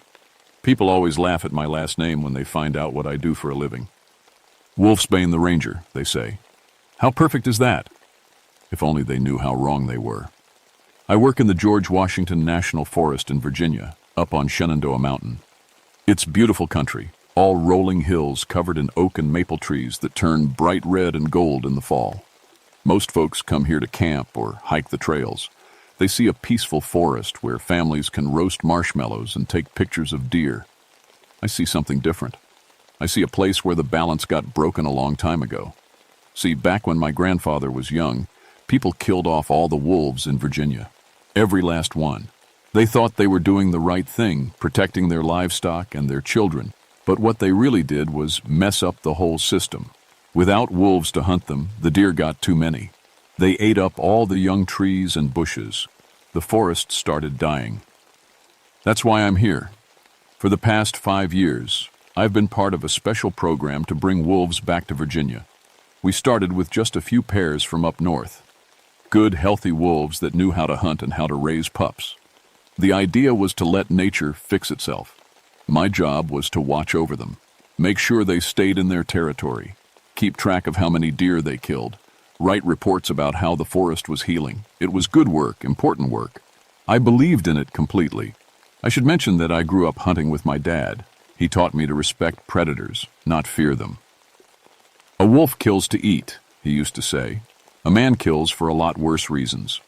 I never bought into those old stories about werewolves and monsters. That was just European fairy tale stuff. We had real wolves to worry about. My research station is pretty remote. It's basically a small cabin with a radio, some computers, and bunks for when other researchers visit. The nearest town is 50 miles away through winding mountain roads. Most of the time, I like the quiet. It helps me think and write better reports. But that September, something felt different. I'd been tracking our wolf packs all summer, and their behavior was changing. They were hunting in ways I'd never seen before, more organized, more deliberate. At first, I figured it was just because they were getting smarter about the territory. Wolves are quick learners. But as the harvest moon got brighter, I started noticing things that didn't make sense in any textbook I'd ever read. The morning it all started, I found claw marks on a tree near my cabin. Not unusual by itself. Bears mark trees all the time. But these marks were different. They were arranged in patterns, like symbols or letters I couldn't read. And they were too high up for any bear I knew about. I took pictures and measurements thinking I'd send them to the university. But when I developed the film that night, the patterns looked even stranger, almost like someone was trying to tell me something. That's when I heard the first howl. I'd heard our wolves howl plenty of times. Each pack has its own sound, like a family singing together. But this howl was different, deeper, longer, and it came from a direction where I knew no wolves were supposed to be. As I stood on my cabin porch, listening to that impossible sound echo through the trees, I felt something I hadn't felt since I was a little kid, lost in the woods. I felt like something was watching me, something big and smart and patient, something that had been waiting for me to notice it. The next morning, I found Jake Morrison's campsite. Jake was a poacher. I'd been trying to catch him for months. He'd set illegal traps all over the mountain, killing deer out of season and leaving the meat to rot. Just took the antlers for his trophy wall. The kind of hunter my dad would have called a waste of good air. But what I found at his camp wasn't Jake getting arrested. It was Jake getting torn apart. The state police said it was a bear attack, maybe a mother with cubs. But I'd seen bear attacks before, and this wasn't right. Bears are messy killers. They swipe and bite and leave claw marks everywhere. This was different. This was surgical. Something had grabbed Jake by the throat and killed him instantly. Then it had arranged his body in the center of his camp, arms spread wide like he was welcoming visitors. His illegal traps were piled up beside him in a neat stack, like someone was making a point about what happens to people who hurt the forest. The strangest part was the tracks around the camp. Wolf tracks, but bigger than any wolf I'd measured. And there were too many of them, all different sizes, like a whole pack had come to watch Jake die. But our wolves were tagged with radio collars, and none of my tracking equipment showed any pack activity in that area. I called it into headquarters and spent the day helping the police take pictures and measurements. The whole time I kept looking over my shoulder, feeling watched again. When evening came and the police left, I should have gone back to my cabin. Instead, I decided to follow the tracks. Big mistake. The trail led up into the thickest part of the forest, where the trees grew so close together that even afternoon sunlight barely reached the ground. The tracks stayed clear in the soft dirt, but they started changing as I followed them, getting more human-like. Like whatever made them was walking on 2 legs instead of 4. After about a mile, the tracks stopped at a clearing I'd never seen before. In the middle was a circle of stones, each one about the size of a person.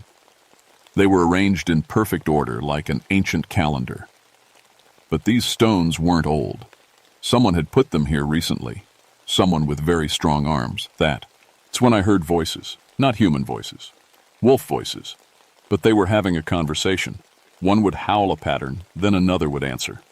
Back and forth like they were discussing something important. And the sounds were coming from all around the clearing, like I was surrounded.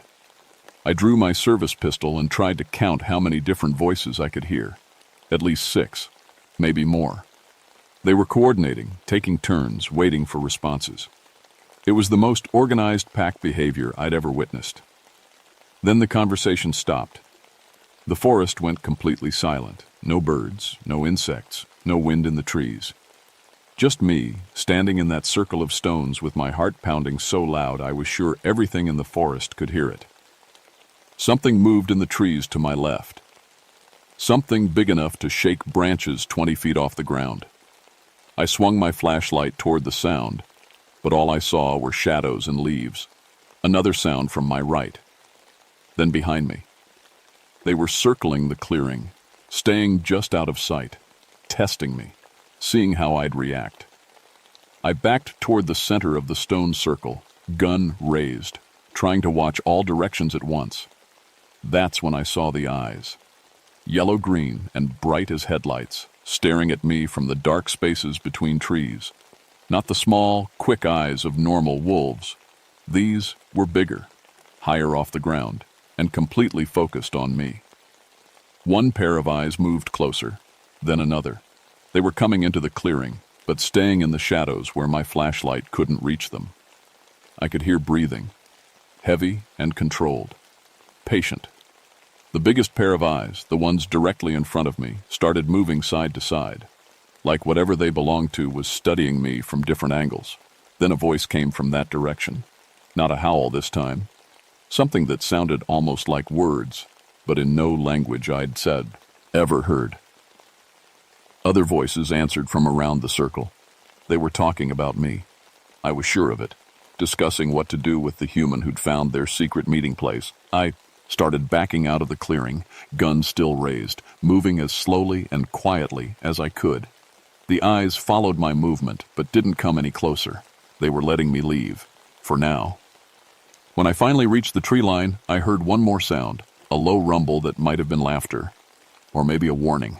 I ran all the way back to my cabin and didn't stop until I was inside with the door locked and my radio turned up loud for company. But as I sat there trying to write my report, I kept thinking about those eyes. How intelligent they looked, how they'd watched me like they knew exactly who I was, and how they'd let me go like they had plans for me. The attacks started 3 days later. First it was Tom Bradley, a game warden from the next county over. He'd come to help me investigate Jake's death. We were supposed to meet at the old logging road, but Tom never showed up. I found his truck parked at the trailhead with the engine still running and the door wide open. His radio was on the ground nearby, crushed like someone had stepped on it. The search and rescue team found Tom 2 miles into the forest. He was alive, but barely. Something had bitten him on the arm and left him tied to a tree with his own rope. Not tied up to hurt him, tied up to keep him there, like he was a message. When Tom woke up in the hospital, he couldn't remember what had attacked him.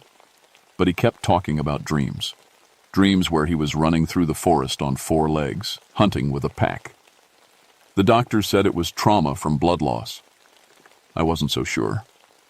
The second attack happened to Dr. Sarah Chen, a wildlife biologist who'd driven up from the university to collect samples. I found her camping gear scattered around her research site like a tornado had hit it. But Sarah herself was sitting calmly in the middle of the mess, staring up at the full moon with a strange smile on her face. "They spoke to me," she kept saying. "They told me wonderful things about the forest, about how it's supposed to work, about the old ways." Sarah quit her job the next week and moved to a cabin somewhere up in the mountains. Her colleagues said she'd had a nervous breakdown, but I saw her one more time, about a month later, running through the trees at night. She moved like she'd been born in the forest. And she wasn't running alone. The third person was Billy Hutchins, a local hunter who'd been bragging around town about bagging the biggest wolf in Virginia. I tried to warn him off, told him our wolves were protected. But Billy was the type who didn't listen to government rangers. He set up his hunting blind in the exact spot where I'd found that circle of stones. I guess he figured that if wolves had been there once, they'd come back. They did come back, but not the way Billy expected. I found Billy's rifle broken in half and hanging from a tree branch. Billy himself was sitting underneath it, perfectly unharmed but completely changed. He talked differently, moved differently, and he kept referring to his family up in the mountains. "You should come meet them," Billy told me. "They're very interested in you, Jerry. They've been watching you work all these years. They like what you've been trying to do for the forest." That's when I started understanding what was really happening. These weren't just wolf attacks. They were recruitments. Something was building a pack, and it wasn't satisfied with just wolves. It wanted humans, too.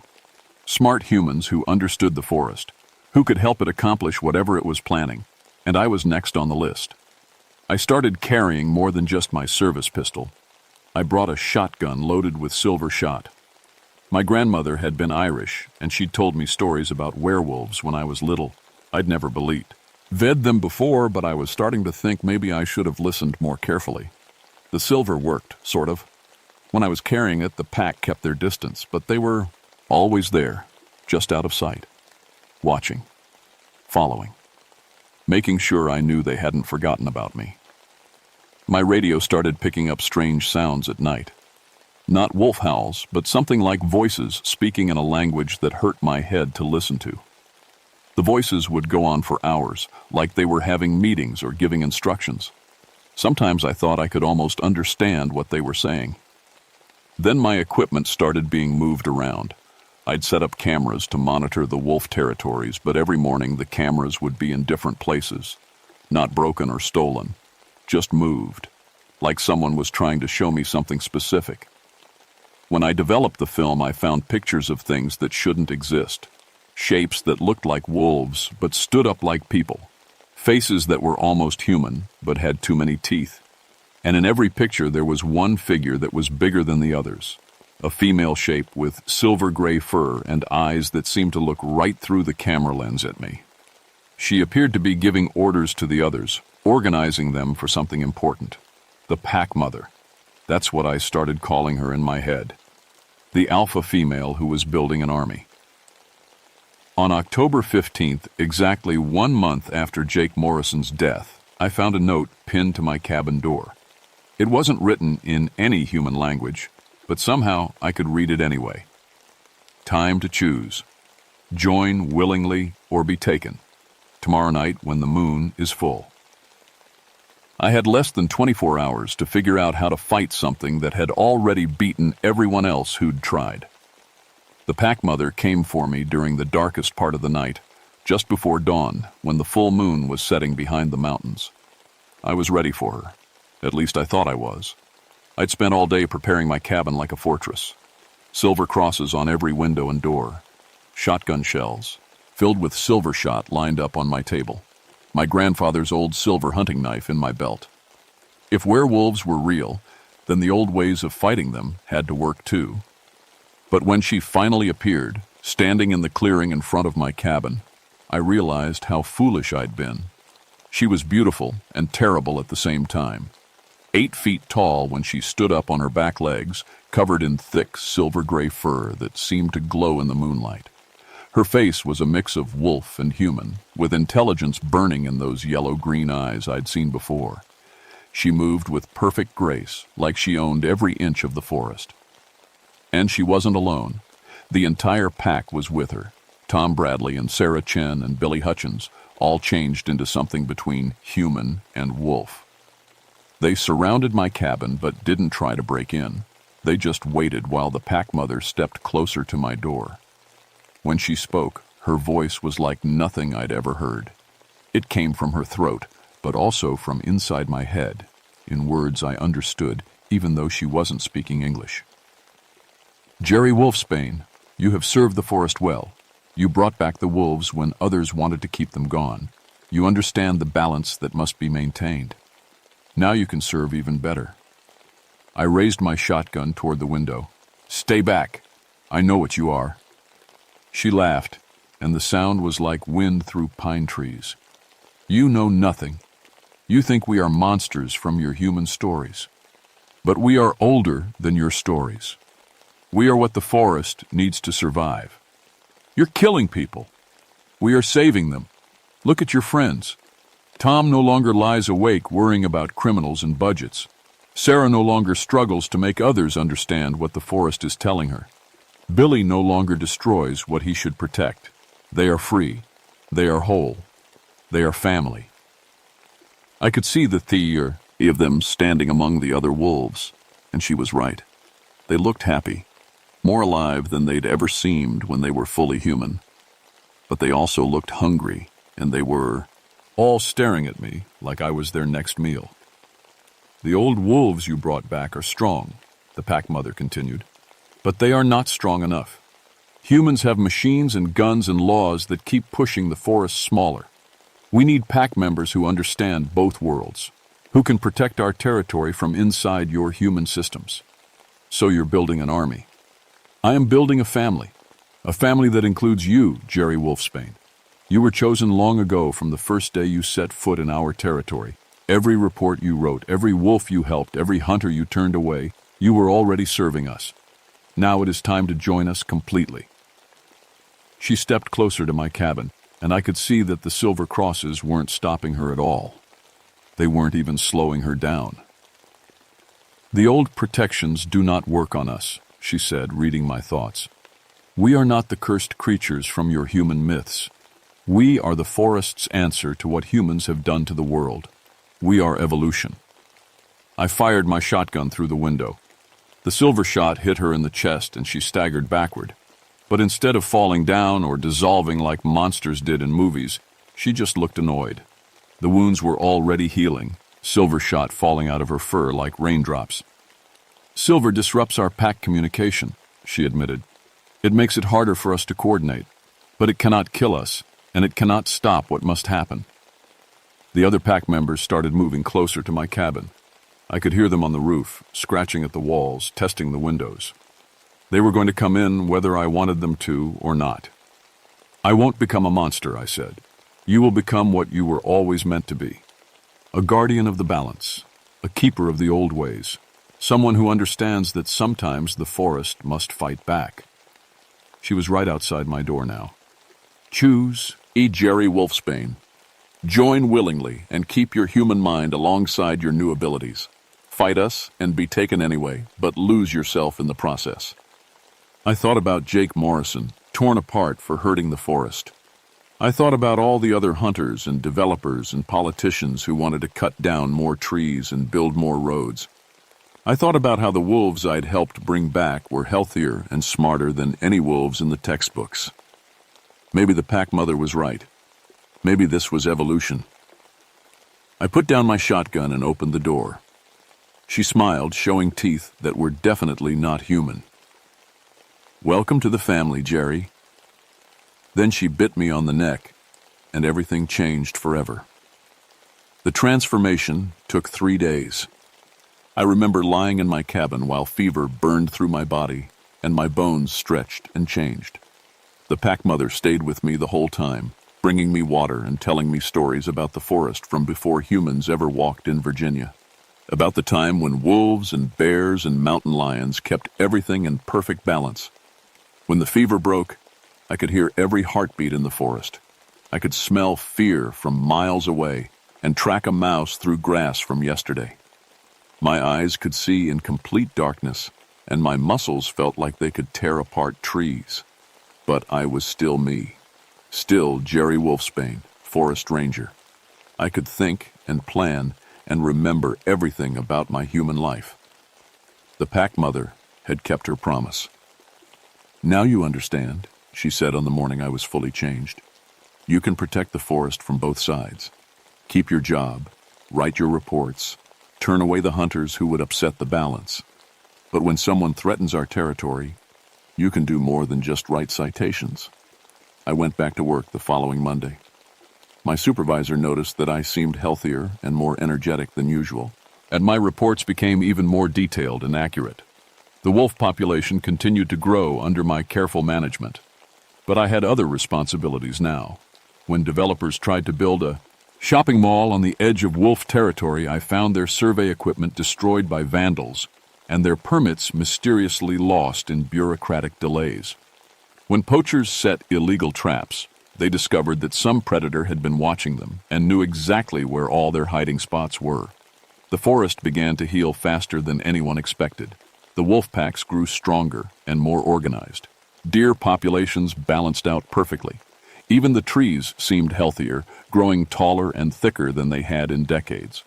Other rangers started requesting transfers to different forests, saying our territory made them nervous. They couldn't explain why, but something about the woods felt different now, more alive, more aware. They were right to be nervous. On full moon nights, I run with my family through the mountains. We patrol our territory and make sure the balance is maintained. We are the forest's immune system, and we take our job very seriously. Sometimes when we find someone who truly understands what the forest needs, someone who has been trying to protect it like I used to do, the pack mother considers adding them to our family.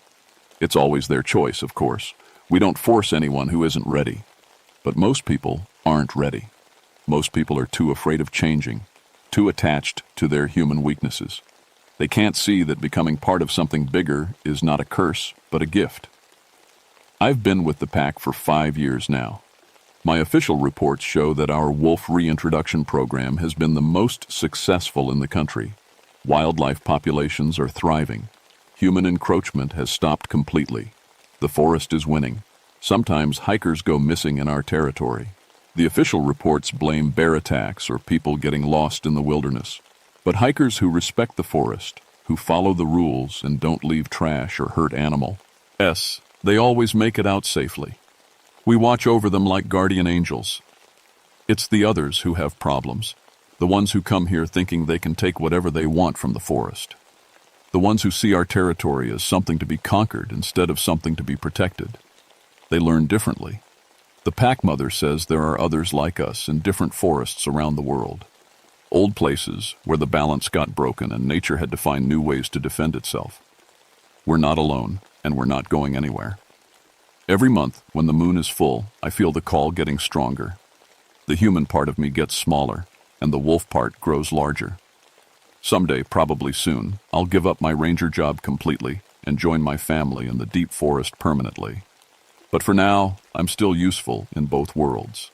Still Jerry Wolfsbane, protector of the balance. And if you ever find yourself hiking in the George Washington National Forest, remember to respect what you find there. Follow the marked trails. Don't hunt without permission. Don't leave anything behind that doesn't belong, because we're always watching. And we remember everyone who enters our territory. The forest has guardians now. We are pack. We are family. And we will never let the balance be broken again.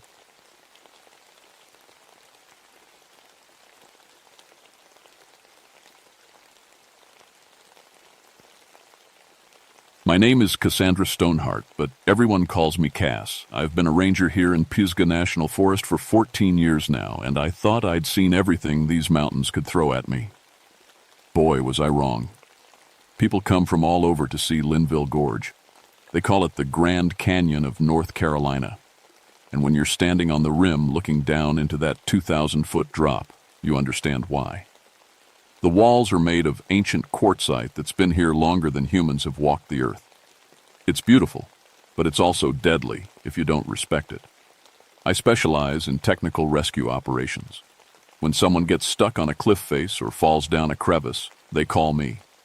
I've pulled more people out of that gorge than I care to count, some alive, some not. It's part of the job, though it never gets easier. The Cherokee used to live around here, and they had stories about the gorge. Old tales about a guardian that watched over the stone bridges. I never paid much attention to those stories.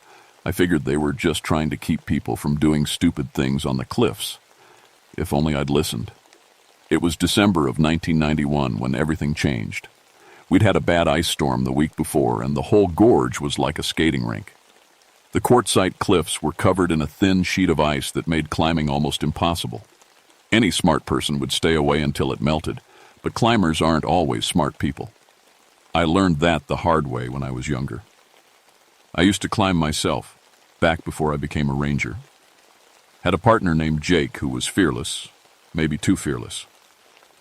We were climbing a route called Devil's Backbone when a hold broke away under his hands. I watched him fall 300 feet onto the rocks below. That was 12 years ago, but I still wake up sometimes hearing the sound his body made when it hit.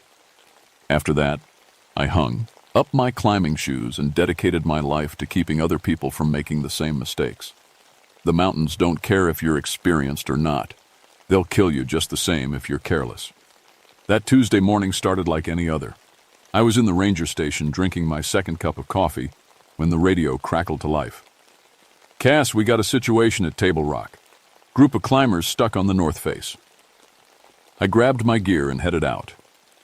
The north face of Table Rock is technical climbing, not something you attempt unless you know what you're doing. But as I hiked the 3 miles to the base of the cliff, something felt wrong. The forest was too quiet. No bird sounds, no squirrels chattering. Even the wind seemed to be holding its breath. When I reached the base of Table Rock, I looked up and saw them. 3 climbers, maybe 200 feet up the face, huddled together on what looked like a narrow ledge. But that's when things got weird. I'd climbed this route before, and I knew every ledge, every crack, every handhold. The ledge they were on shouldn't exist. I pulled out my binoculars and studied the rock face. The climbers were definitely there, and they were definitely scared. One of them was waving frantically when he saw me. But the more I stared at that ledge, the more confused I became. According to every map and guidebook, that section of the cliff was smooth quartzite, with no ledge for at least 50 feet in either direction. "Hey, up there!" I shouted through my megaphone. "How did you get on that ledge?" The response came back faint but clear. "We don't know. We were following the route and suddenly we were here. The rope won't reach anywhere." I studied the cliff through my binoculars again. Their rope was hanging free, not touching any rock. It was like they had teleported onto that ledge, but people don't teleport. There had to be an explanation. I radioed for a helicopter rescue. With that ice on the cliffs, trying to climb up to them would be suicide. Better to bring them down from above. But while I waited, I decided to take a closer look at the cliff face. That's when I found the first body. It was wedged in a crack about 30 feet up, a young woman in climbing gear. She couldn't have been dead long. Her body was still warm despite the freezing air. But what made my blood run cold was the look of terror frozen on her face. Her mouth was open in a scream and her eyes were wide with absolute horror. More disturbing was her position. She was jammed headfirst into a crack that was barely wide enough for her shoulders. No falling climber would end up in that position naturally. It was like something had stuffed her there deliberately. The helicopter arrived 20 minutes later. As it approached the stranded climbers, the pilot's voice came over the radio, confused and shaken. "Cass, I don't see any ledge. Where exactly are these people?" I looked up through my binoculars. The climbers were still there, still waving. But the pilot was right. From his angle, there was no ledge visible. It was as if the rock formation only existed when viewed from ground level. "They're right there," I radioed back. 200 feet up the north face. "Negative, Cass. I'm looking right at smooth rock. There's nowhere for anyone to be standing." The helicopter circled the cliff face 3 times before the pilot reluctantly headed back to base. "I can't rescue people I can't see," he said. As soon as the helicopter disappeared, I looked back up at the cliff. The climbers were gone. I spent the next hour calling their names, scanning every inch of the rock face with my binoculars. Nothing. It was like they had never been there at all. But I had seen them. I had talked to them. They were real. That night I couldn't sleep. I kept thinking about that woman's body wedged in the crack and those 3 climbers who had vanished into thin air. I'd been doing mountain rescue for 14 years, and I'd never encountered anything I couldn't explain. Every accident had a logical cause. Equipment failure, human error, bad weather. There was always a reason. The next morning I went back to Table Rock. I wanted to recover the woman's body and try to figure out what had happened. But when I got there, the crack was empty. No body, no climbing gear, no blood.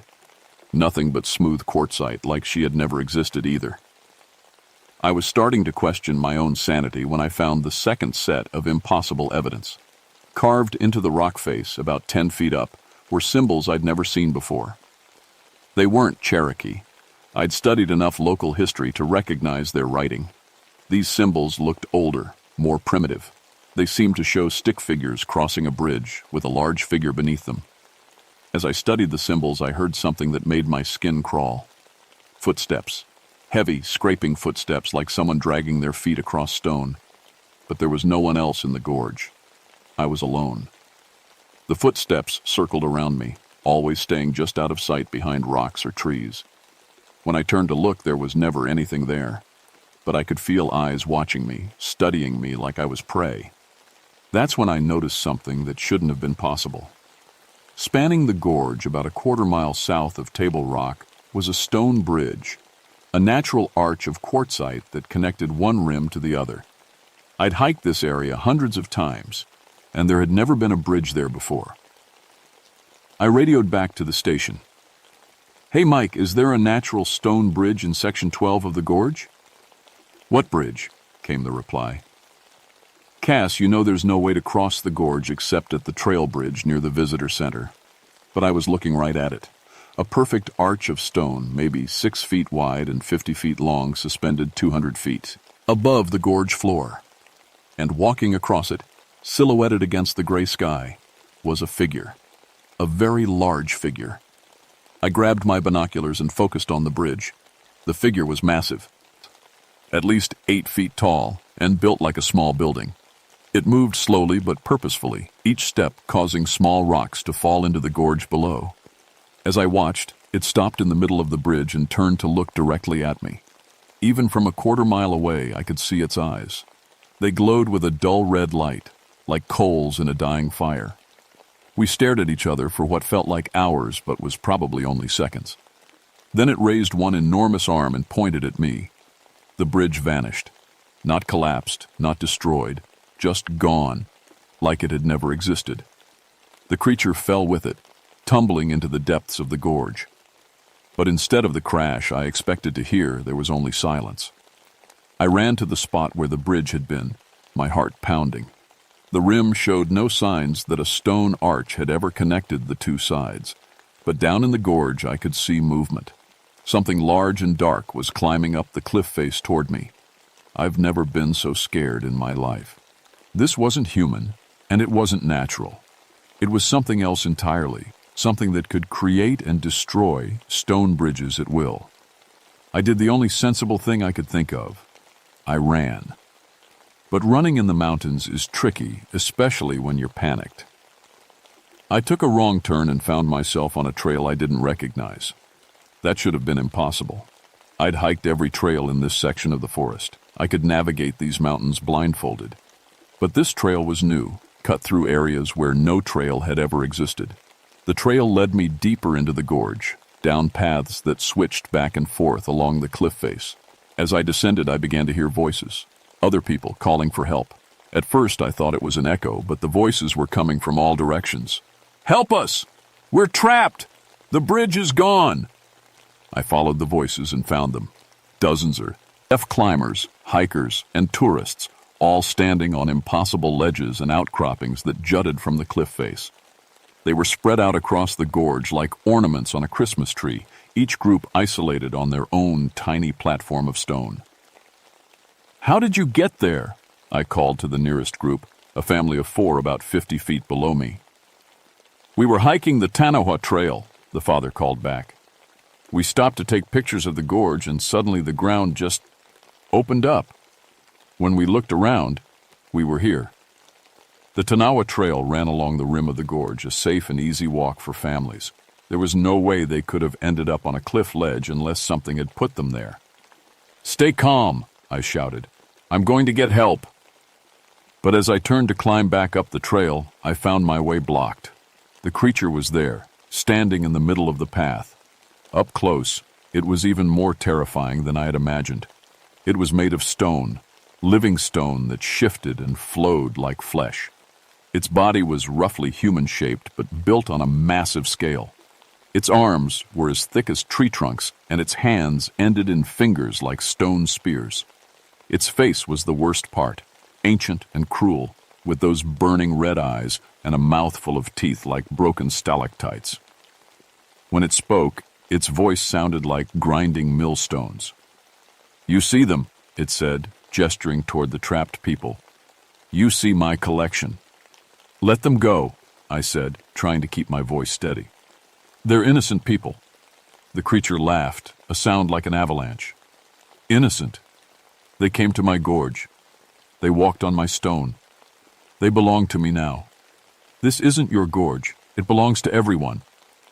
I was here when the Cherokee walked these mountains.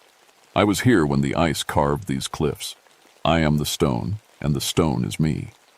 These little meat things come to admire my work, so I give them a closer look. Forever." As it spoke, I began to understand what I was dealing with. This wasn't just some monster. It was the gorge itself, given form and consciousness. The stone bridges, the impossible ledges, the shifting trails. It was all part of the creature's body, shaped and reshaped at will. "The Cherokee called me the bridge keeper," it continued. "They brought me offerings and asked permission before crossing my domain. But you modern humans, you take without asking. You climb without respect. You think my stone exists for your pleasure. So you kill them? I give them what they came for, a permanent view of my beauty. They wanted to see the gorge forever, so I make it so. What could be more generous?" The creature stepped closer, and I could feel the heat radiating from its stone skin. "But you're different," it said. "You save the little meat things. You understand my dangers. You could serve me well." "Never." "Then you'll join my collection. I'll find you a nice ledge, high up where you can watch over all the others. You'll like it? Eventually." The creature reached for me with one massive stone hand. But I was ready. I'd been carrying climbing explosives, small charges used to clear unstable rock faces. If this thing was made of living stone, maybe it could be hurt like stone. I pulled the pin on a small charge and threw it at the creature's feet. The explosion was smaller than I'd hoped, but it had an effect.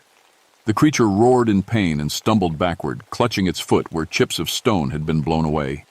"You can be hurt," I said, pulling out another charge. "Clever little meat thing," the creature snarled. "But you can't hurt me enough to matter. I am the entire gorge. Blow up my foot and I'll grow another. But you're just soft flesh and brittle bone." It was right, of course. I only had 3 more charges, and it would take a lot more than that to seriously damage something the size of a mountain.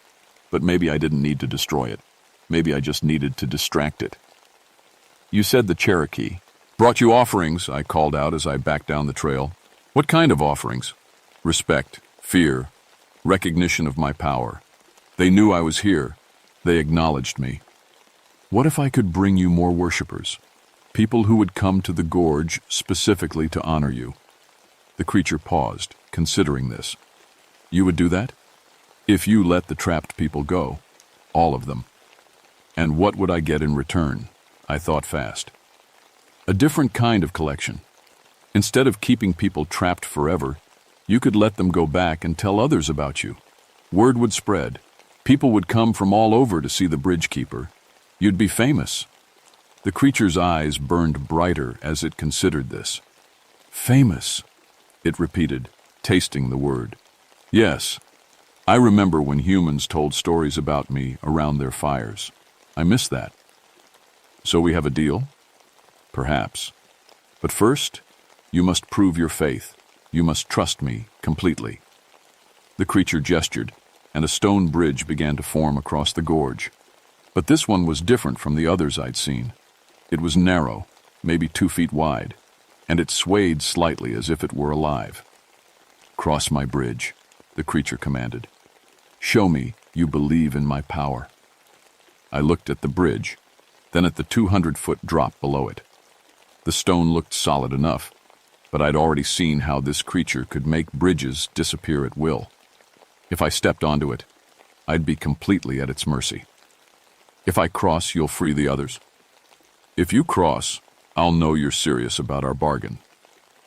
I had no choice. The trapped people were running out of time. Some of the ledges looked barely big enough to stand on, and the December cold was brutal. They wouldn't survive another night. I stepped onto the bridge.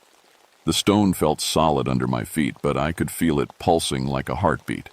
Each step was terrifying, knowing that the creature could drop me into the abyss with a thought. Halfway across, the bridge began to sway more violently, and I had to get down on my hands and knees to keep from falling. Faster, little meat thing, the creature called. My patience grows thin. I crawled the rest of the way across, not daring to look down into the gorge below. When I finally reached the other side, I was shaking so hard I could barely stand. Good, the creature said. You have courage. Now for the real test. The bridge vanished behind me, trapping me on the far rim with the creature. You lied, I said. I never lie. I said I would know you were serious if you crossed, and now I know. You're serious enough to die for these people. That makes you valuable to me in a different way.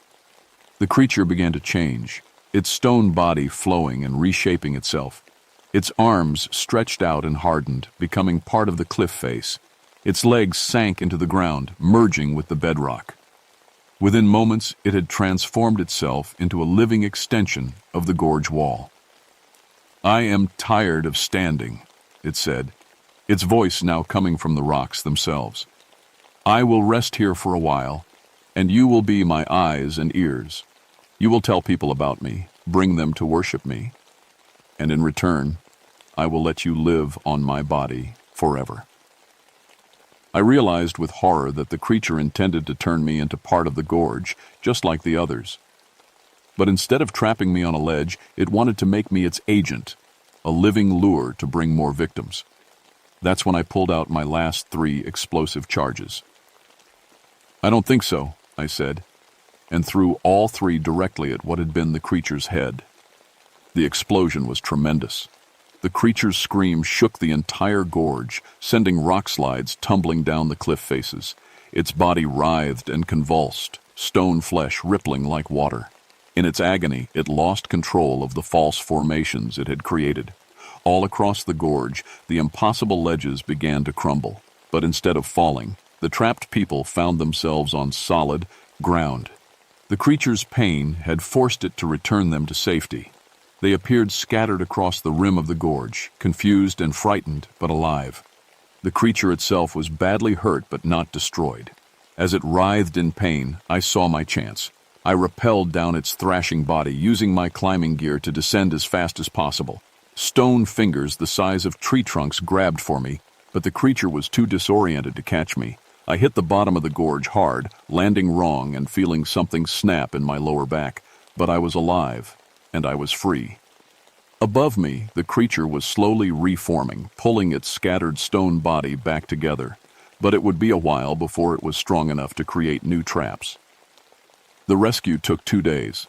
Helicopters airlifted out the trapped people, and a medical team carried me out on a stretcher. My back was broken in 2 places, not completely severed, but damaged enough that I'd never be the same. The doctor said I was lucky to walk again. The official report blamed everything on a rock slide caused by the ice storm. Geological instability, they said. Optical illusions caused by stress and altitude. The witnesses were traumatized and their memories couldn't be trusted. Just another mountain accident with an unusually high number of survivors. But I know what really happened. And sometimes, when the wind is just right, I can still hear that grinding voice echoing from the depths of the gorge. The bridgekeeper isn't gone. It's just resting, healing, waiting for the right moment to start its collection again.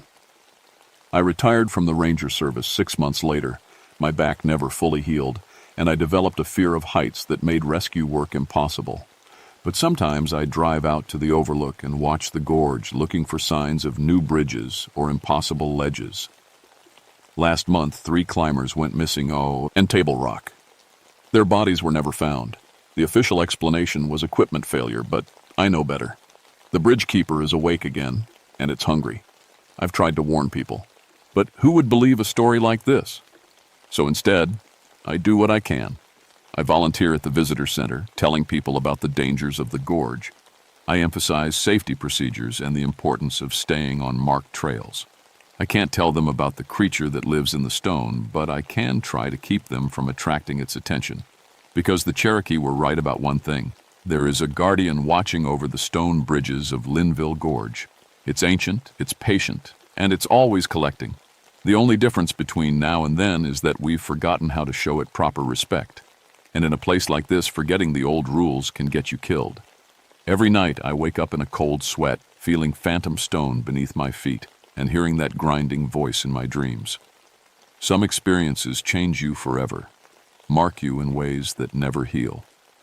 The bridgekeeper left its mark on me, and I suspect it always will. But at least I'm still here to tell the story. That's more than I can say for the others who've encountered it over the years. Sometimes, when you're dealing with forces older than human civilization, survival is the best victory you can hope for.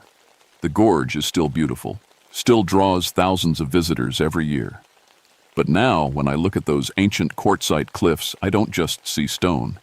I see something alive, something watching, something waiting for the next person foolish enough to ignore the warnings and venture too far from the safety of marked paths. The bridgekeeper is still out there, patient as stone, hungry as the grave.